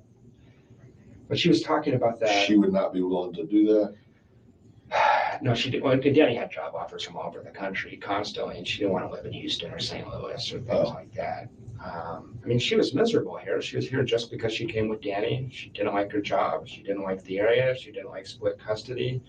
I don't know that people knew how upset she was. I mentioned you before you came into the room when I said this, but this is the time period. I don't know the exact day. I'm so distracted by relationship stuff, I can't quite remember. But she told me that Charlie had looked into Very having angry, Danny killed in sad. summer of 2013. She meant it dead serious. I wish to God I'd follow up on that at the time, trying to figure out us. And I thought, well, Charlie's crazy. I can imagine that, but certainly he's not crazy enough to do that. So I didn't worry about it. That's your interpretation. Something. No. Let's back up. Yeah, go ahead. Let's get into the context of your conversation with her where that comes up about Please. Charlie. Please. So She just, she's talking about Danny. She is completely. where are we at? We're at her house in the living room in late June. In late June of 2013. Yeah, 2014. Yeah. I'm sorry, 2014. Yeah, late June. And you know what? This might have even been. This is sometime between June 20th and the Monday before Danny was shot. Okay. And I want to say it was right before, but I don't trust my memory on that, the date. And she's talking about Danny because that's all she ever talked about. Danny wasn't a human being, he was Satan. He was what? He was Satan. Satan. Yeah. Okay. And what was real strange about this was that in January, February, March, they had a lot of court stuff, and I could see why she'd be so pissed off at Danny.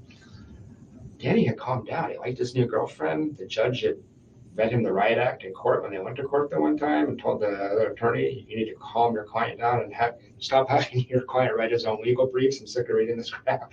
You know, Danny was going to get his butt handed to him by the court, and Wendy was going to have to concede a couple things, but she was going to win, everybody thought.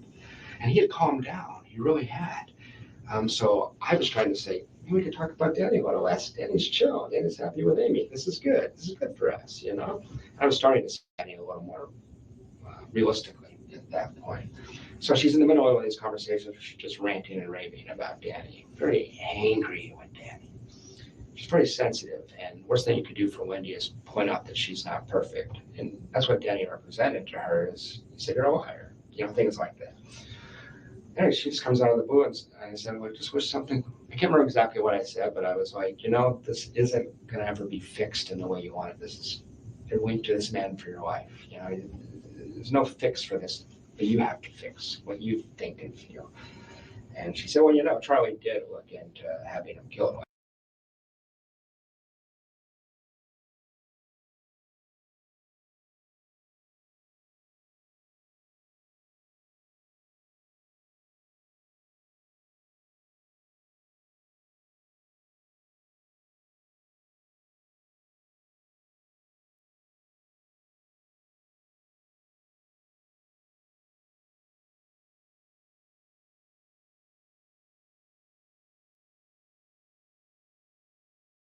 Oh. Thank you for yelling. I'm glad.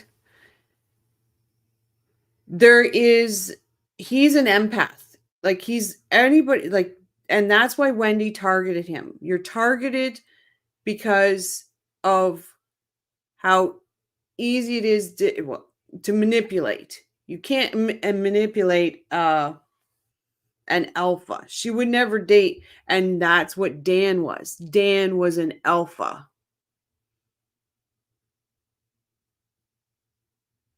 So I'm going back to it, but I just had to throw that in. Dan was an alpha. Jeffrey is a beta.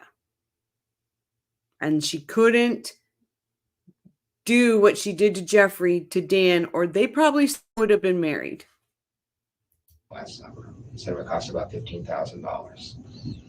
$15,000? Yes, that's right. Seems cheap to me, but you would know better than I. And It's, Oh, I know. I want to make sure I understand yeah, this please. completely. Please. So June, what was the date? Between June 20th and March 14th, let's say. I think it's probably I think it's closer to July, between June 20th and July 14th. I think it's closer to July 14th. Okay. She says, Charlie Charlie did actually look into having him killed last summer. And he was told it would cost $15,000. No, I'm not contradicting myself. She married this man, in her own words, in that writer's podcast.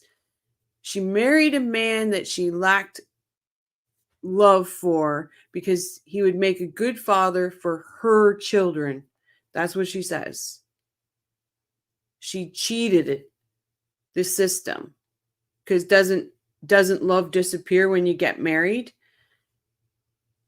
The reason I'm saying is Dan is an alpha is because he didn't put up with this stuff. You can see it in the courts. He made sure. He made sure. And he wasn't letting her take his kids. Now put Jeffrey in this position, and I have all respect for Jeffrey, but you put Jeffrey in this position, Jeffrey would have quit his job and Jeffrey would have moved to Miami. He would have done whatever Wendi wanted. That's what I'm saying. Dan was the alpha and Jeffrey was a beta. It's no disrespect to men being betas or alphas or anything like that. I'm just saying she couldn't win with Dan. She would have been able to bend Jeffrey.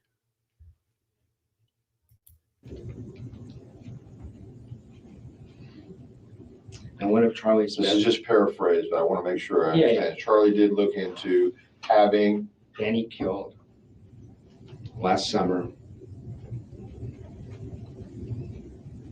It would cost about $15,000. And that's not exactly word for word, but that's pretty close to what she said.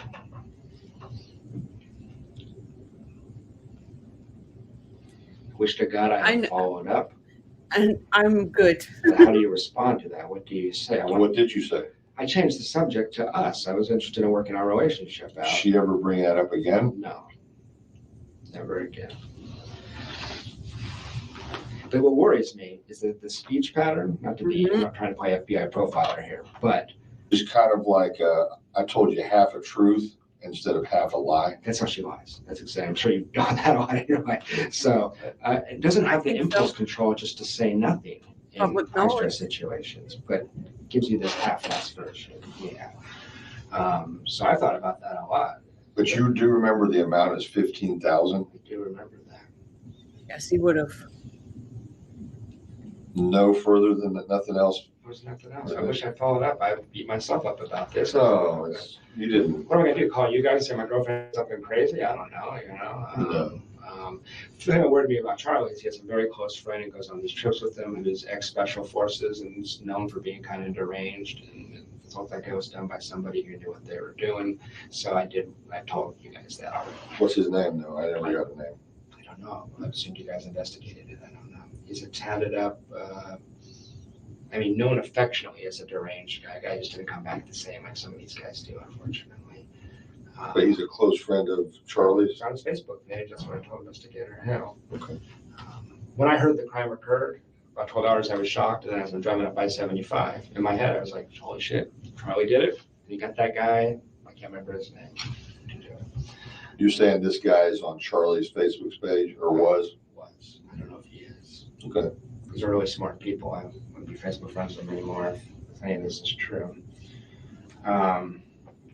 Is he? Other thing that happened in June, our relationship isn't doing well. All of a sudden, from nowhere, you know, like a 5-year-old kid will try to manipulate you in a very transparent way, and it's like obvious what they're doing. She started doing that kind of stuff. I On got the JB. sense we weren't going to make it. It was obvious to me, and I never going to trust her again. All of a sudden, she throws me the world. And if all at the time, I said to my friends, I've been very careful not to develop like a hindsight bias. Yep. I checked back in with my friends. What did I say? They said, you said in June it felt like Wendi was stringing you along for some reason, and you couldn't figure out why didn't she just break up with you? She's like, this ain't gonna work, you know. So all of a sudden, she's telling me I should move in. Move in with her? Yeah, she's talking about moving in. And I wanted a That's family why she so bad. played all She knew the- that. She manipulated me with the kids and constantly. She said the kids should start calling you daddy. I'm going to talk to my mom and dad. And I'm not Jewish. That's all I'm going to get approved by the parents. I'm going to give you the passwords. I'm going to give to all my computer accounts. She started acting like this was going to be a permanent thing. Are you Sorry. thinking Yeah, that's okay. I can give you a second. Fitzpatrick? I'm just, I have to respond to I this right understand. now. I understand.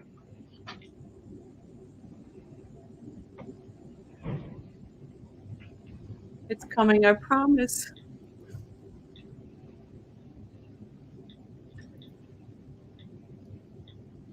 I thought he was a police officer. I didn't think he was in the special forces.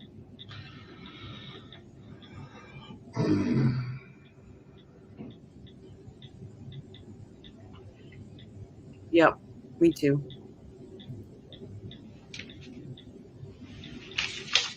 hmm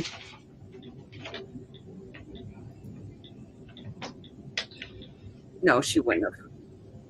Was never going to be a thought in her head.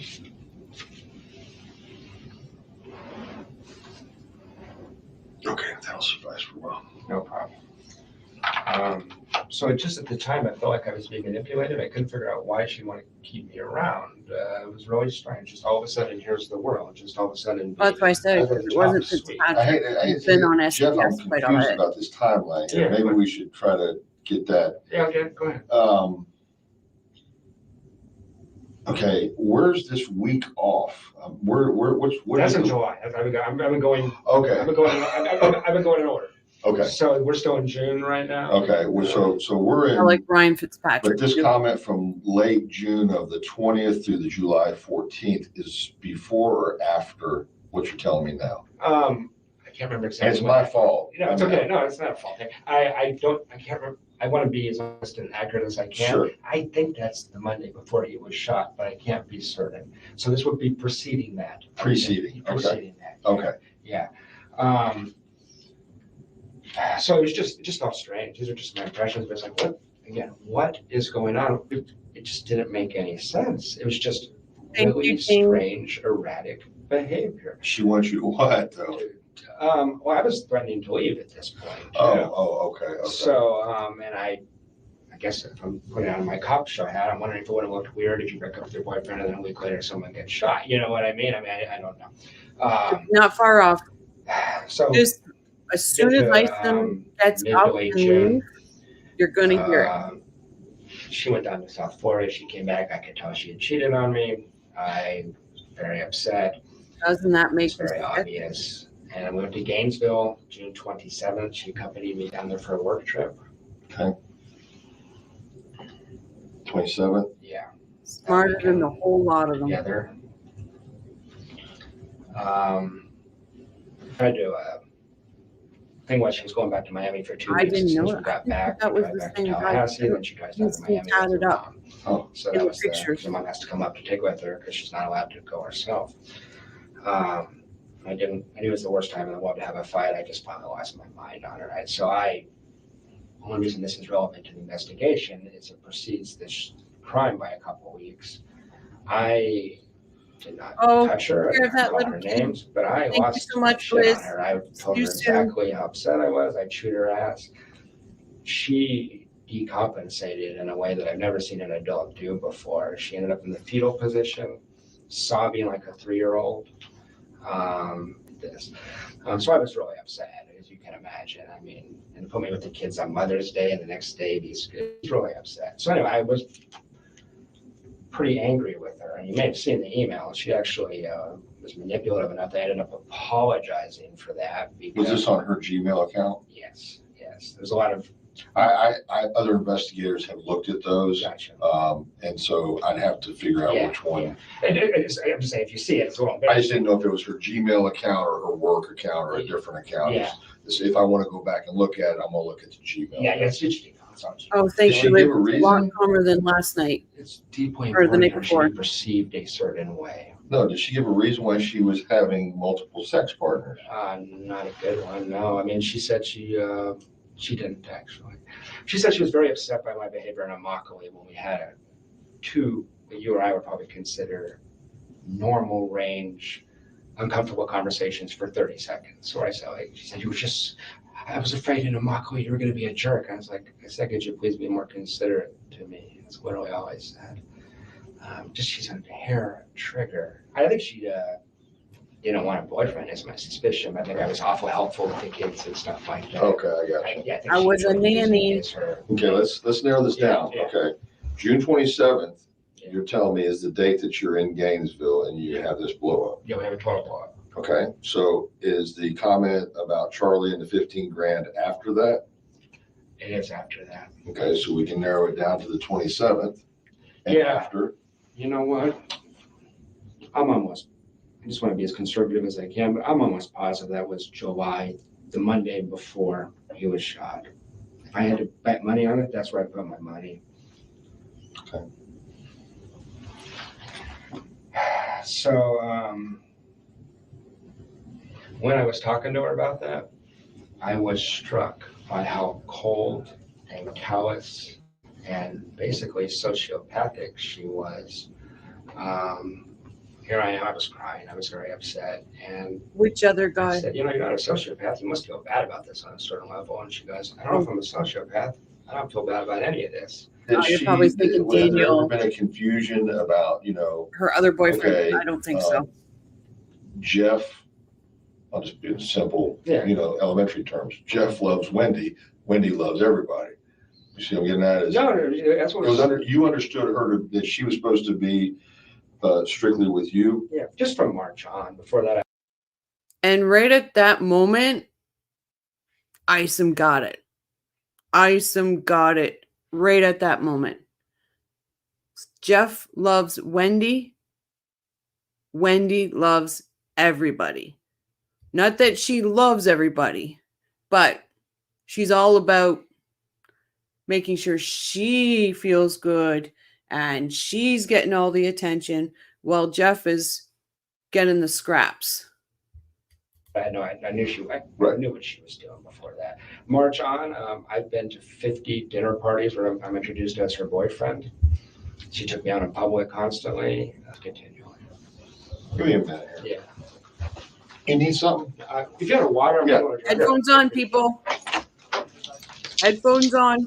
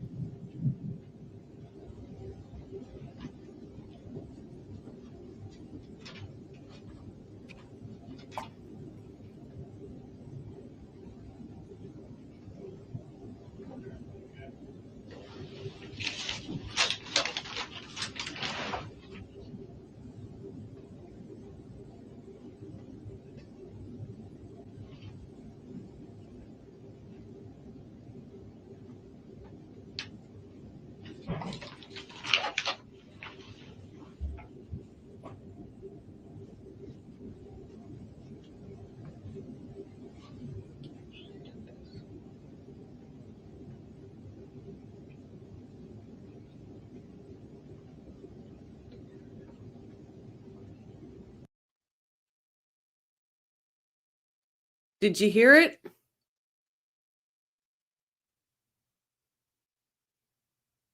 Yeah, did you hear the whisper?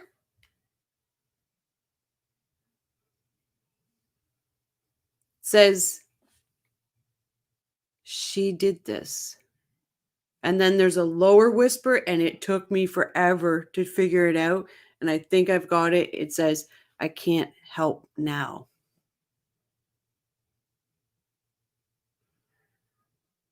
He literally sits there and he's reading his notes, and you can see everything processing, and it just she did this. And then he stops for a second, and it's, I can't help now. Yeah, I'll rewind. I'll take it back.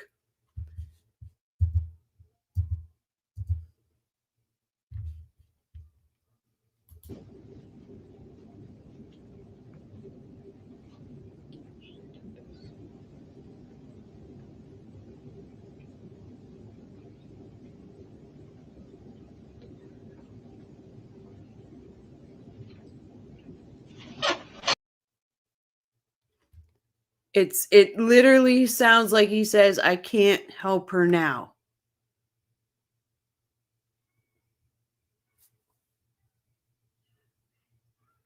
Like, I was shook. Like, so in the Wendi interview, I caught a few things just because I had these on and I was doing my dishes. Because if I look at her, I get very angry. And everybody on that live the other night, seeing how I just get, ugh. But it literally, she did this. And he shakes his head because he's realizing, and he says, can't help now, or can't her now, or help her now. But it's, I can't help now. You got to remember, he loved those boys. He loved those boys, but even though he's thinking, I can't help now, he's still giving every bit of that information he has. He's still letting it out there. But I couldn't believe when he said, she's guilty. Or she did this. And you can see the sadness on his face as he's saying it. Anybody want me to rewind it again?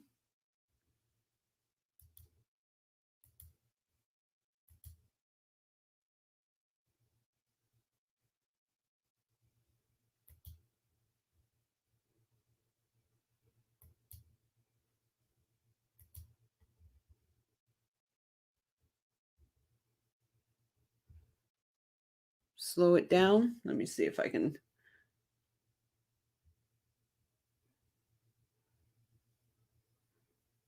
Let me see if I can. Settings here.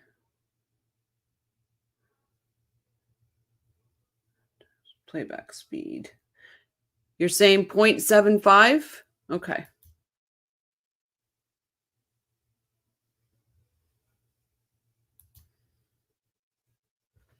I'll play it back. Oh, no.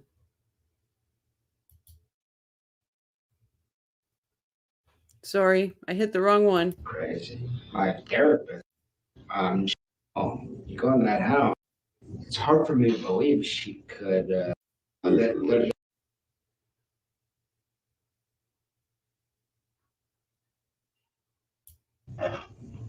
Wendi with Charlie.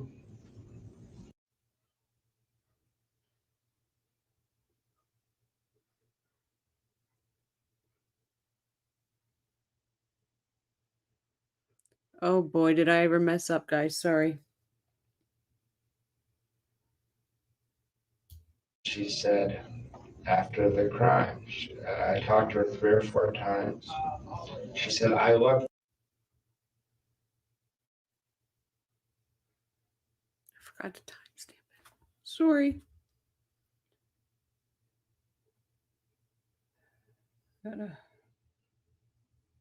Bear with me, guys. I do apologize.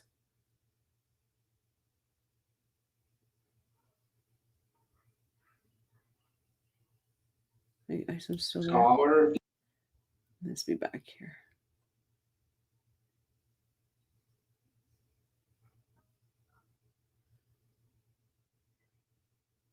Cliff's gonna hate me. Okay, there we go.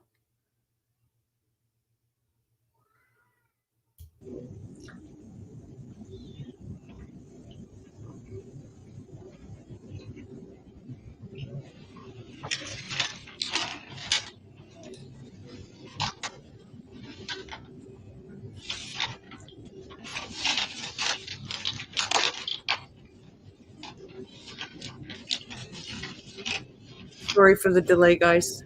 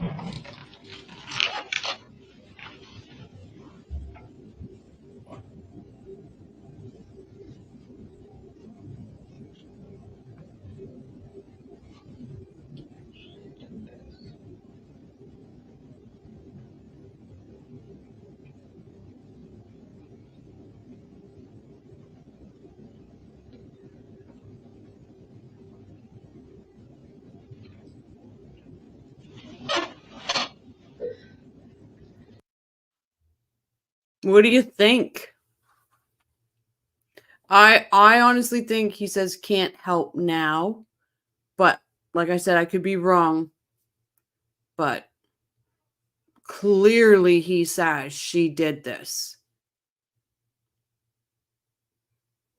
Anybody want to hear it again? Because I'll do it again.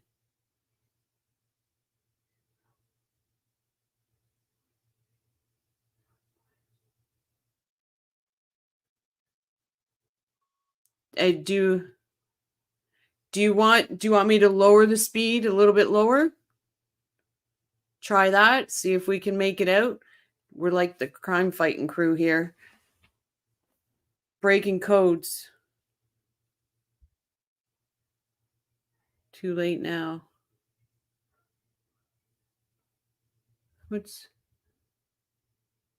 Bye, Rebecca. Thank you for stopping in. Maybe he said that. Too late now. Yep. Oh, I think, you know what? That makes sense. It would make sense because he didn't say something, right? He didn't go to the police with what he heard. So, too late now. Would make sense. Yeah. Any lip readers?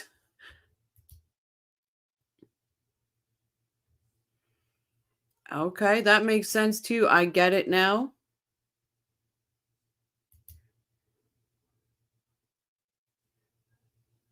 Thank you, Rebecca. Hopefully we'll see you again.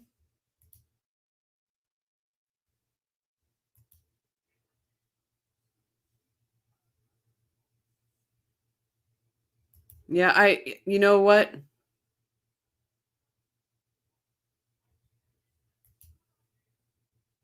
And that's why I said in the beginning, this man is going to have this on his conscience, and the man's got a conscience. He's going to carry this. So maybe you're right when you say it says too late now. I know I can hear the now, and I'm sure I can hear the it's, but I listened to it over and over this morning because I was like, whoa, what's this? But it could also be, I get it now. Everything is clear. Everything that she was saying and doing, but there's something there. I believe that, but you know what? I also believe he kept going to the police because he felt like they weren't believing him and he was scared. I think that's why he kept going, because sooner or later, somebody at the police station was going to listen to him, and maybe so this wouldn't happen to him.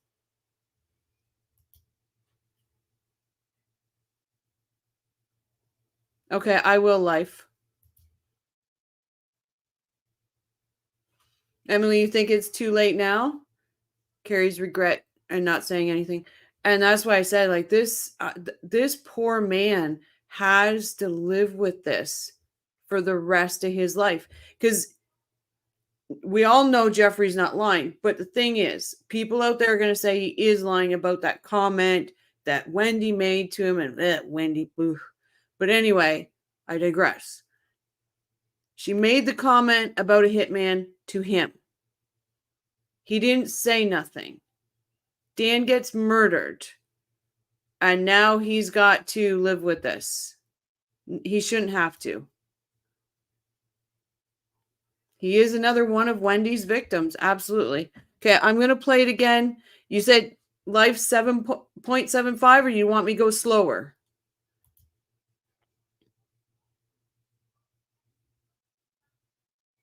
Trinidad, you're saying 100% she did this too late now.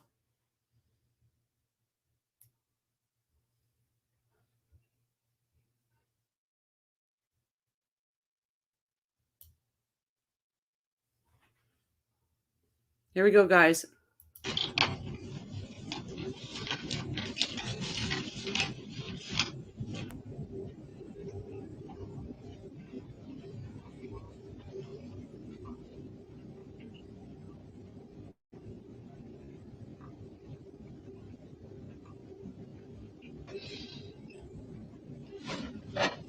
Breaks your heart, this guy.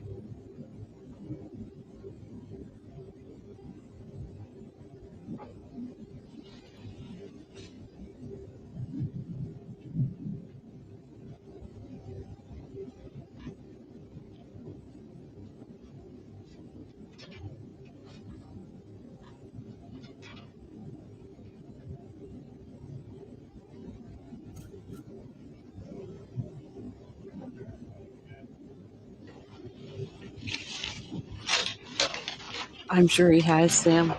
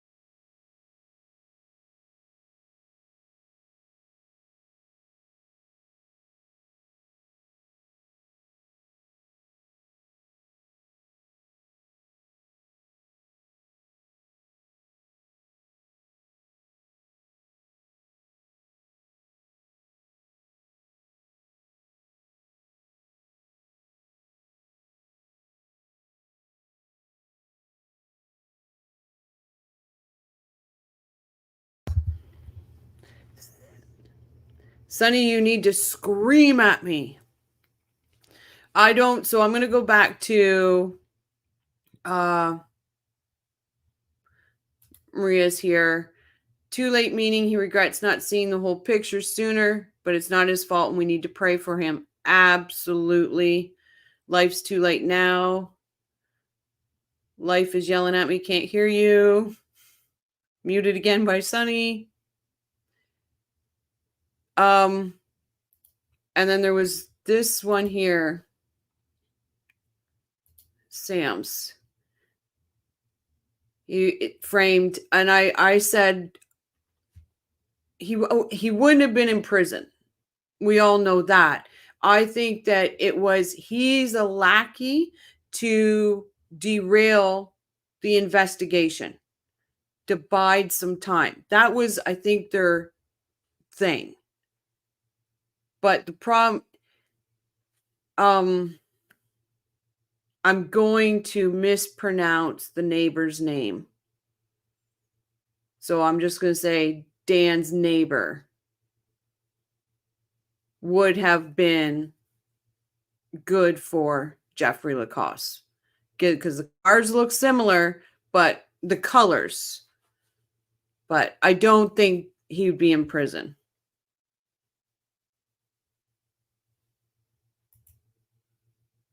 Can you not hear me?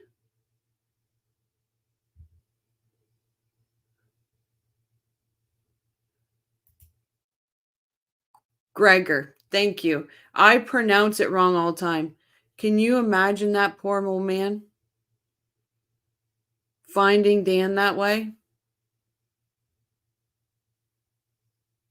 And there, remember in that one spot on her interview? No, it was with we were talking over it. I'll clip it, but she says to Jane, did they get a call from a neighbor? So did Mr. Gregor usually do something on Fridays? That's a question I have. There's no answers to it.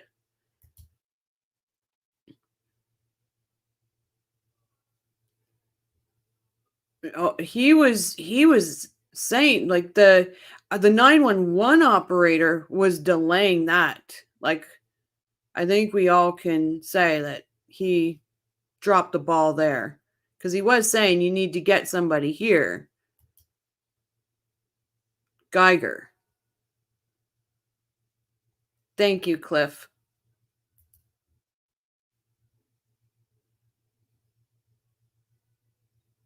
You know, thank God for a sun pass. Thank God for the buses having cameras. Like, what stupid criminals would go somewhere where there's obviously they got to use their sun pass because there's toll roads. But before you get to Tallahassee, no, I don't know if there's tolls in Tallahassee. I'm pretty sure not. Why not take that off your window? He was in a bowling league and then went to the Moose. See? That everything is so fishy. That family, and who would have known that information, Cliff? The only person that would have known that information was Wendi. Only way that anybody down south would have known that information. Ugh. And Ruth Merkel sued emergency response for 18 minutes delay. And by right, she should have. That was horrible. And who was it? Oh, it was one of Charlie's phone calls that said the one person on the that was going out to be the jury was the aunt of the 911 operator.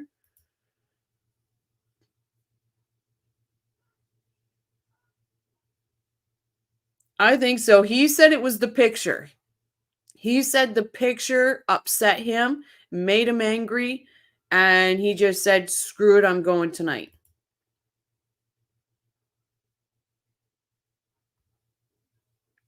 Oh yeah. Sigfredo blew out the gas line. Oh, you're joking. But there's something about Friday because I will clip it and I will put it in because I heard it today and it was like she's asking how did they find him? I was like, we're not smart and Jeff was too smart. Exactly. Wendi thought she found this person that she could manipulate. Well, when the fog was gone, not anymore.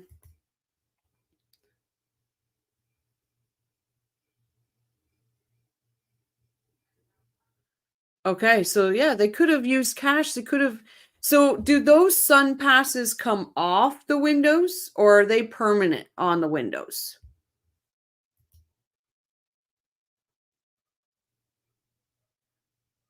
What in picture?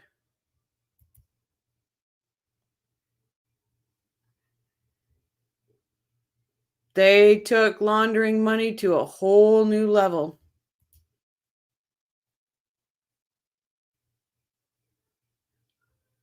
Yes, he is cheeky. Luis and Sigfredo were cracked out on their minds. Didn't Luis take pictures on his phone? They say there's an owl picture and it was posted on Instagram, and then Katie called and said, tell him to take it down. Is he crazy? You know, that it's held on window by suction cups. They can come off. So see, there's so many little stupid things that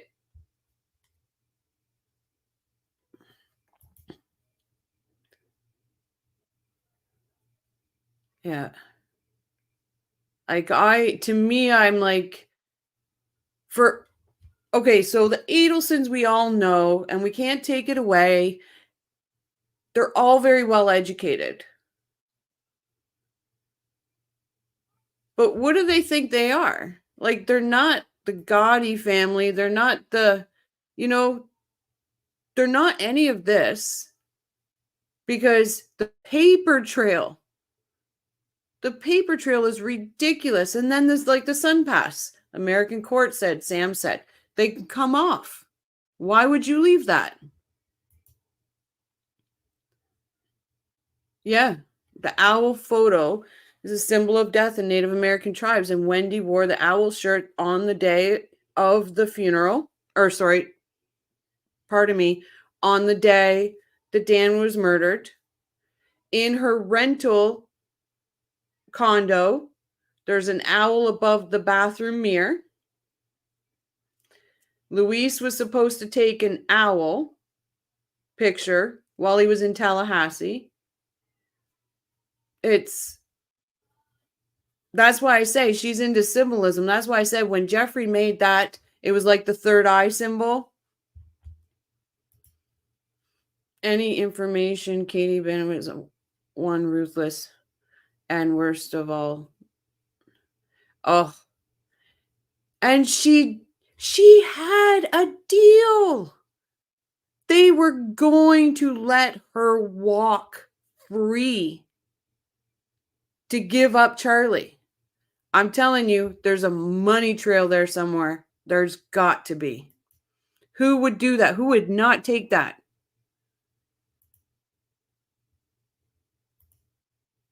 Almost impossible to do a perfect murder, but Adelsons are so narcissistic. Absolutely. Like, I'm not saying that they should have done. I'm just saying, for people that were planning this, did they not think Wendi's book alone? Then you've got 800-page divorce binder. Then you've got Crazy Donna's emails. Like, they never thought they were going to get caught from Miami. No, and I don't know, but do you think if they didn't have that Sun Pass? I pulled Sun Pass out of this one windshield and place it in the windshield of the other car. I take it with me in.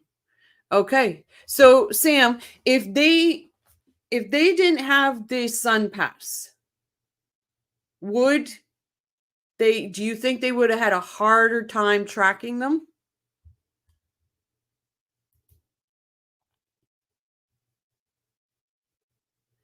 Oh my God. I wanted to do hers, but she's equally as bad for my nerves as Wendi, because I say too many bad words. It's like a trucker and a sailor combined, and it's just a bad combination.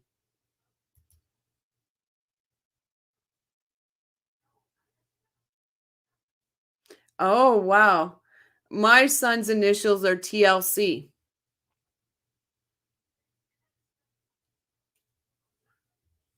Gave my kid his own pickup line. Yeah, because they wouldn't have been able to track them to get to that ATM.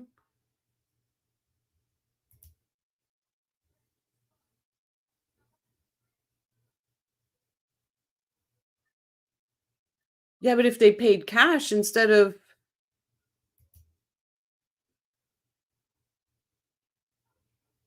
Yeah, I agree. But here's another thing. Like, okay, I'm in Canada. We can rent a vehicle and drop it off in another city and get a different vehicle if we want. Could they not have done that? Like, I don't know. I'm not trying to find reasons that how they could have got away with it. I'm just saying, I'm just trying to make an example of how bloody stupid these people are. Thank you, Tokyo. Charlie manipulated Katie, so she put herself in prison for life. Charlie said nothing to convince her. Well, we don't know that because Tara Kowalsk is on the witness list. Sigfredo's first lawyer's on the witness list. Katie's brother's on the witness list. There's a lot of lawyers on the witness list, and there's got to be a reason they're bringing Katie's brother in. And remember that Georgia had asked, were you promised anything?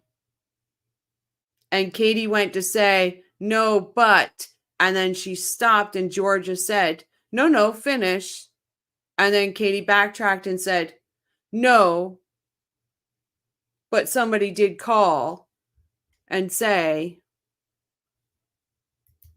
remember that part? That was something to watch. Why didn't Donna book round ticket?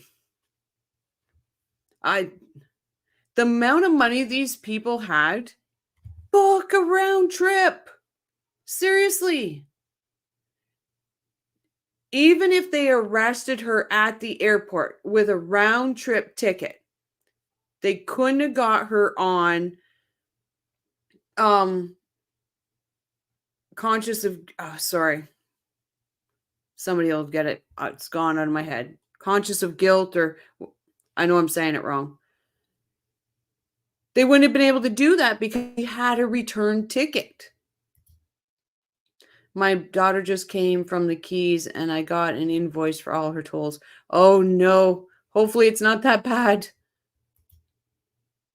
Katie knows all the truth of all of this from the start to finish. I don't get why the F she's waiting for. As I said, she's just a straight out liar. Let's just call it as I see it. But I think there might be something there about money. All is older, over 40 years old, has compromised hearing. Sorry, not yours. The state would have given Katie a sweet deal if she turned everyone in. Instead, she's in prison. They were going to tell her, they gave her immunity. She would have had complete immunity. She would have walked free. And she would have been with her kids right now. As it is, the only one that's going to ever see the kids again is Luis. This was great. Thanks. Have a great night. Love your commentary. Great delivery style. Thanks, Cliff. Hope to see you again soon. Sorry for making you wait so long. I promise it wasn't clickbait. It wasn't clickbait.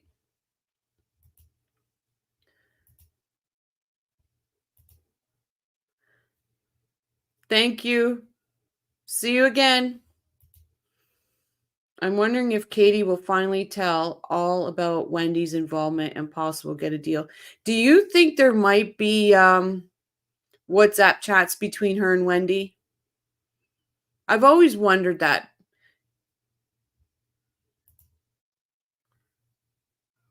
No, I know guilty conscience, of course, but can somebody help me? Because for some reason, the words are not coming to me right now. They're able to use her fleeing because it shows that she has a conscience of guilt. She's conscious that she's guilty. That's why she's fleeing. Consciousness of guilt. Thank you. I'm saying it, but I'm not saying it completely right. Thank you, Patty. No, just saying if they removed all surpass, the sun pass, they would have still billed the owner of the vehicle based on the tags. So it would have went back to the rental agency. Okay. Wendi Adelson, Lori Valles, Shannon Gardner, they're all in the same camp. Absolutely. Absolutely. You have to be right about the promise of cash for her family's future. I can't say I am. I don't know for a fact, but there's got to be a reason that Tara, Sigfredo's first lawyer, and Katie's brother is on that witness list. Thank you, Sonny. Mens rea. Here it would be that, but they call it like a consciousness of guilt down in the States.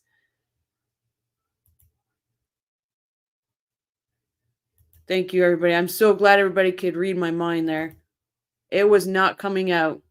Good night, guys. Please remember innocent children involved, Dan's kids, and even Charlie's poor son. Prayers and space.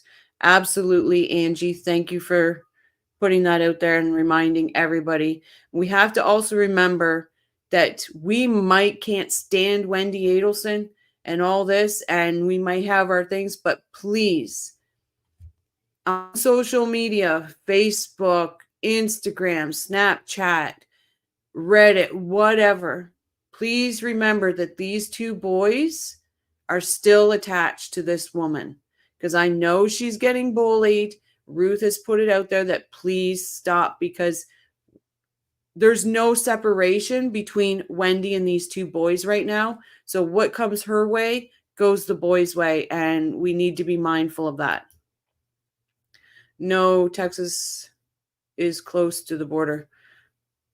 I'm sure they have eyes on her. I would be very shocked if the FBI don't have eyes on her, because she's on the state's witness list. We'll all go to participate. Got to participate. It was fun. Thank you, Life. Hope to see you again. She did this, exactly. I need to see those handcuffs on Wendi at Donna's trial. I'm telling you, Paul, as soon as she goes out that door, I want Sanford standing there. Be the best day. Absolutely. All the prayers and love for those boys, because you know what? They're going to need it. Even when all of this is over, those two boys are going to need it. Because the mountain that they've got to climb, it's one thing to have a murderer in your family. But it's another thing to have one whole side of your family murderers. And then you've been ripped away from the other side of your family. Like they need prayers all around. We can't hear you. You should be able to hear me. Now they're saying they can't hear me again.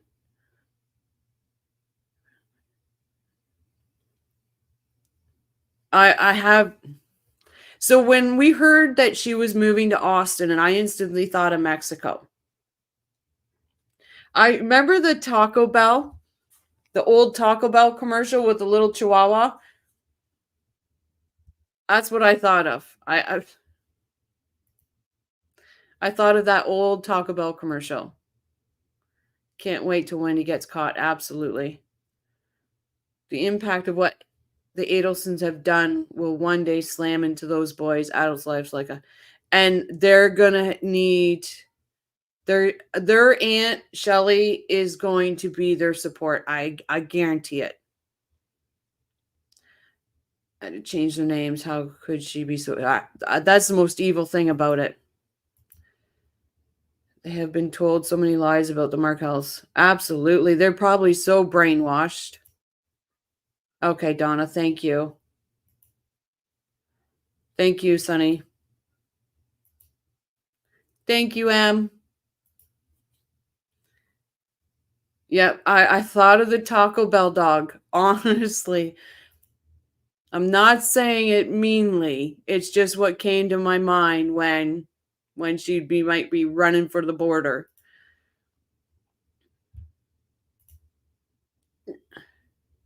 Thank you. Hopefully, I hope. Are you leaving? If you're leaving, hopefully we'll see you again. Hope after all this, Markells can be reunited with their grand. Okay, that's why I think Wendi needs to be arrested right away. Because the Markells are not young. They're very young at heart. They're very young that way. God forbid she has one of.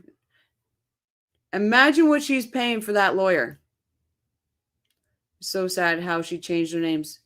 That's evil. How she changed their names. Evil. Makes no sense. Super evil. Absolutely. I'm sorry. And I'm not a sponsor. I didn't say no sponsorships or anything. I just said that's what I thought of. Hopefully you have a Taco Bell that's open late near you. It's the best one yet. They should go ahead and charge Harvey now. Rather, her cage could really mess her up. See, and here's the thing, and I'm 100% believing that Harvey's guilty. I just don't see at this point how Georgia gets there. I think they need all that dump, from Donna and Wendi to get Harvey. No worries, I love Taco Bell, but the closest one is on a military base and I need sign on to get to. And my name suggests I'm really in Tokyo. As my name suggests. Oh, wow. So we've had Australia and Tokyo.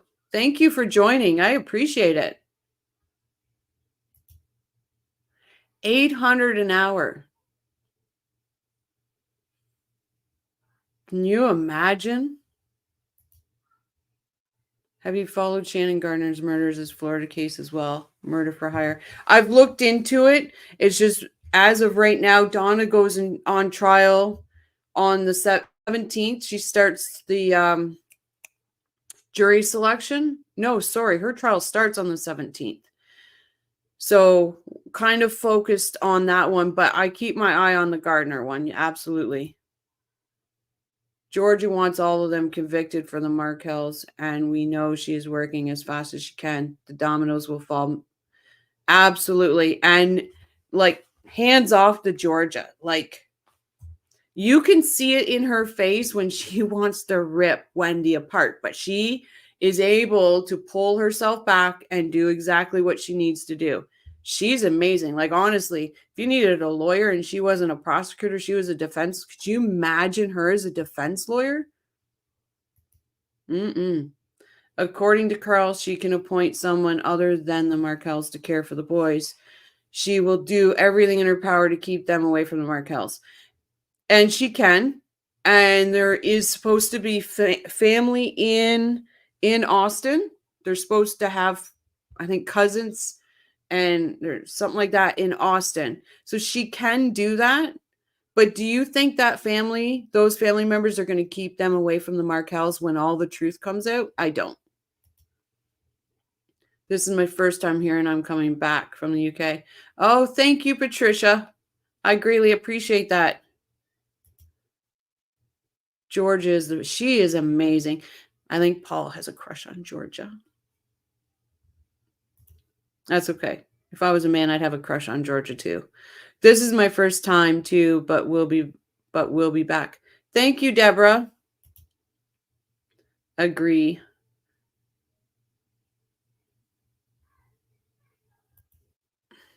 Harvey is the mastermind of Adelson fortune. He's highly unlikely to be unaware. Okay, so he did fall to a Ponzi scheme or pyramid Ponzi scheme.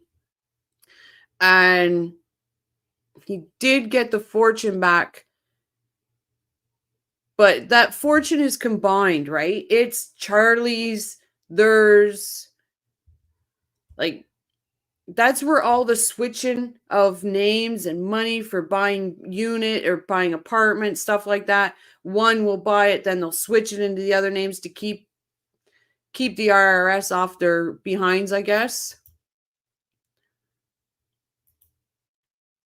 And then Charlie stapled the money together. Dumb. Come on with the staples. Who staples money? And if you staple money, why would you pay the hitman in stapled money? Why would you staple it? I don't get it. We all have a crush on Georgia. I do. I have a girl crush on Georgia. Absolutely. But why would you staple this money?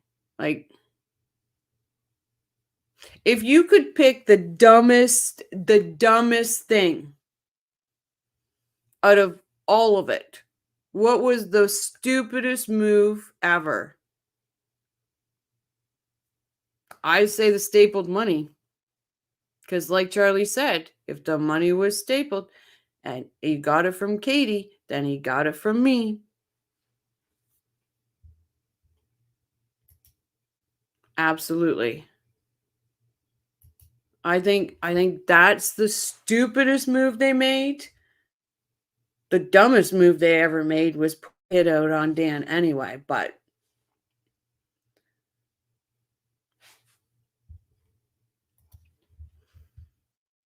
he was also with her on the one-way ticket.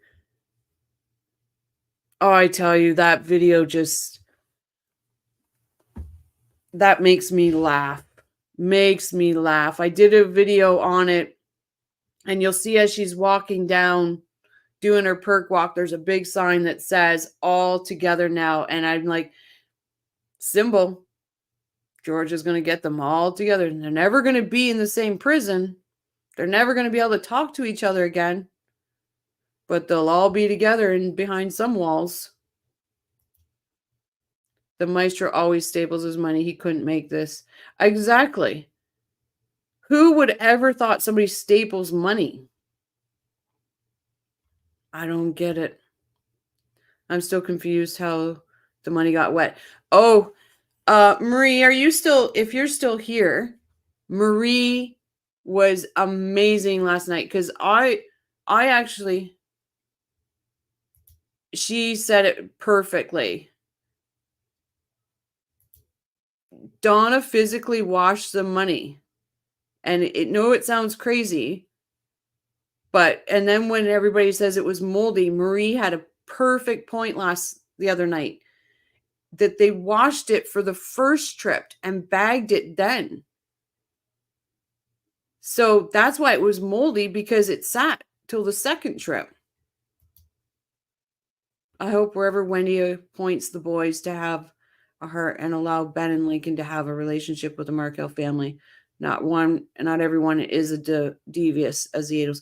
Exactly. And that's why I think no matter who it is, they're not going to keep them away from the Markels. They might say this to Wendi. They might do whatever. But when she's behind prison walls, see ya. Throw away a key. Done. It got literally laundered. But yeah, literally laundered. Yep. I wonder what soap she used. The codes Donna and Charlie used on the phone conversation was so amateur. I know. This TV's going to cost $5. Like, and then they said, oh, what do you say? I wish he would have picked any other word in the whole world. Wash and staple money to pay hitmen. No one would know where it came from. I know. The staples alone, my God. Hate to have to leave, but have a fantastic night, everyone. Night, Sunny. Hope to see you again. Yeah, we're agree. Why did they wash it to get the DNA off it? That's it, supposedly to wash their fingerprints off and, you know, made sure they had their rubber gloves on. It was good. Like I said, that last part really gets but everybody makes sense. I get it now. Stuff like that, it makes sense. But when I heard him say she did it, I was like, oh, I couldn't hear it with my headsets off. But you can hear it with it on. And that's sad because you can see his face. Just look at the screen right now. That's right after he says it.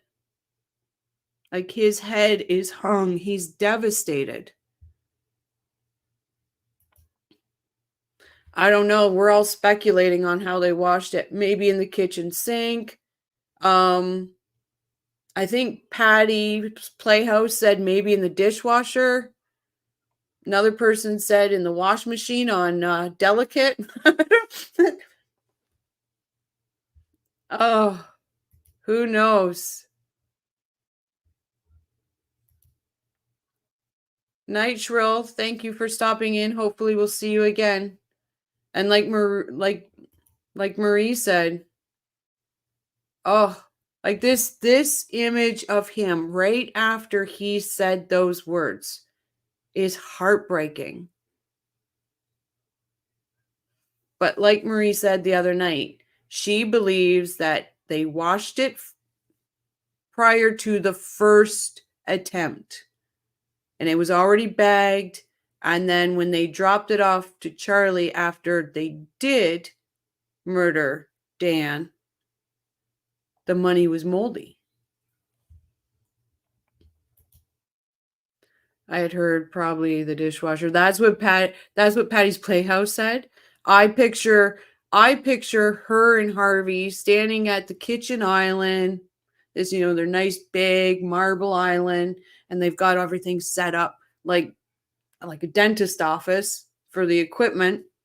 You've got your gloves, you got your scrub brush, and then you've got your Ziploc baggies, then you got your sandwich bags, the brown bags, and then you got your plastic grocery bag. That's what I picture. Were there 2 trips to? Yeah, so they went up, and it was actually Luis that said they weren't going to do it because he had the kids and he wasn't going to kill somebody in front of kids. So they came back and they went up again. And that's when they pulled up behind him in his driveway, and Sigfredo jumped out and shot him twice. Wendi the witch tried so hard to set this nice guy up for him. I know, Karen. Like,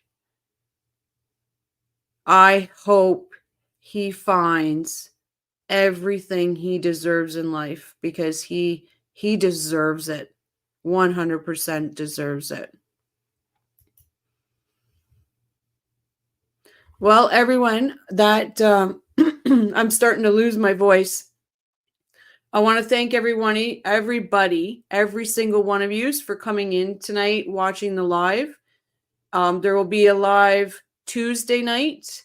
I haven't decided. I'm thinking we're going to do Katie, but I will have it posted so you can know. So if you click on your notification, it will let you know. Please do me a big favor, like and subscribe for this little channel. I greatly appreciate it. We had a huge boost the other night. And I went into that live with 10 subscribers and I came out with 200. So I greatly, greatly appreciate you. And we'll just say goodnight. Thank you for your stream, newly subs. So looking forward to the next one. Thank you, Tokyo. Good night, Marie. Marie, could you please send me go into my page and send me your email? My email's linked there. Good night,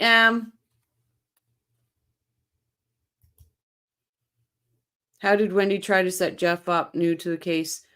Chris, if you want to go into my, because I'm going to sign off tonight, but if you want to go into my page and click my email, I'll send you a gist of it all.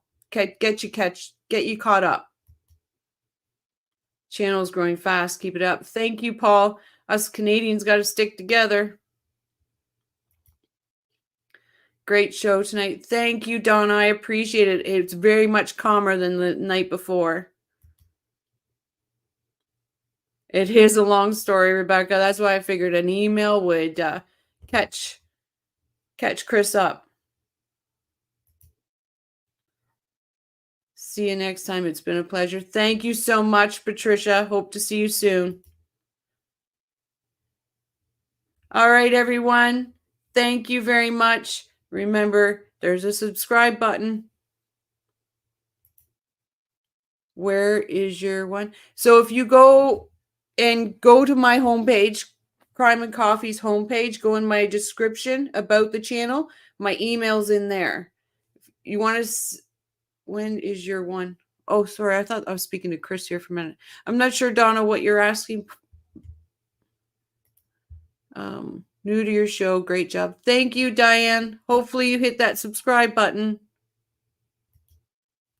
First timer still here. Thank you, Rebecca. Oh, so next one. So today's Sunday, Tuesday night at 9.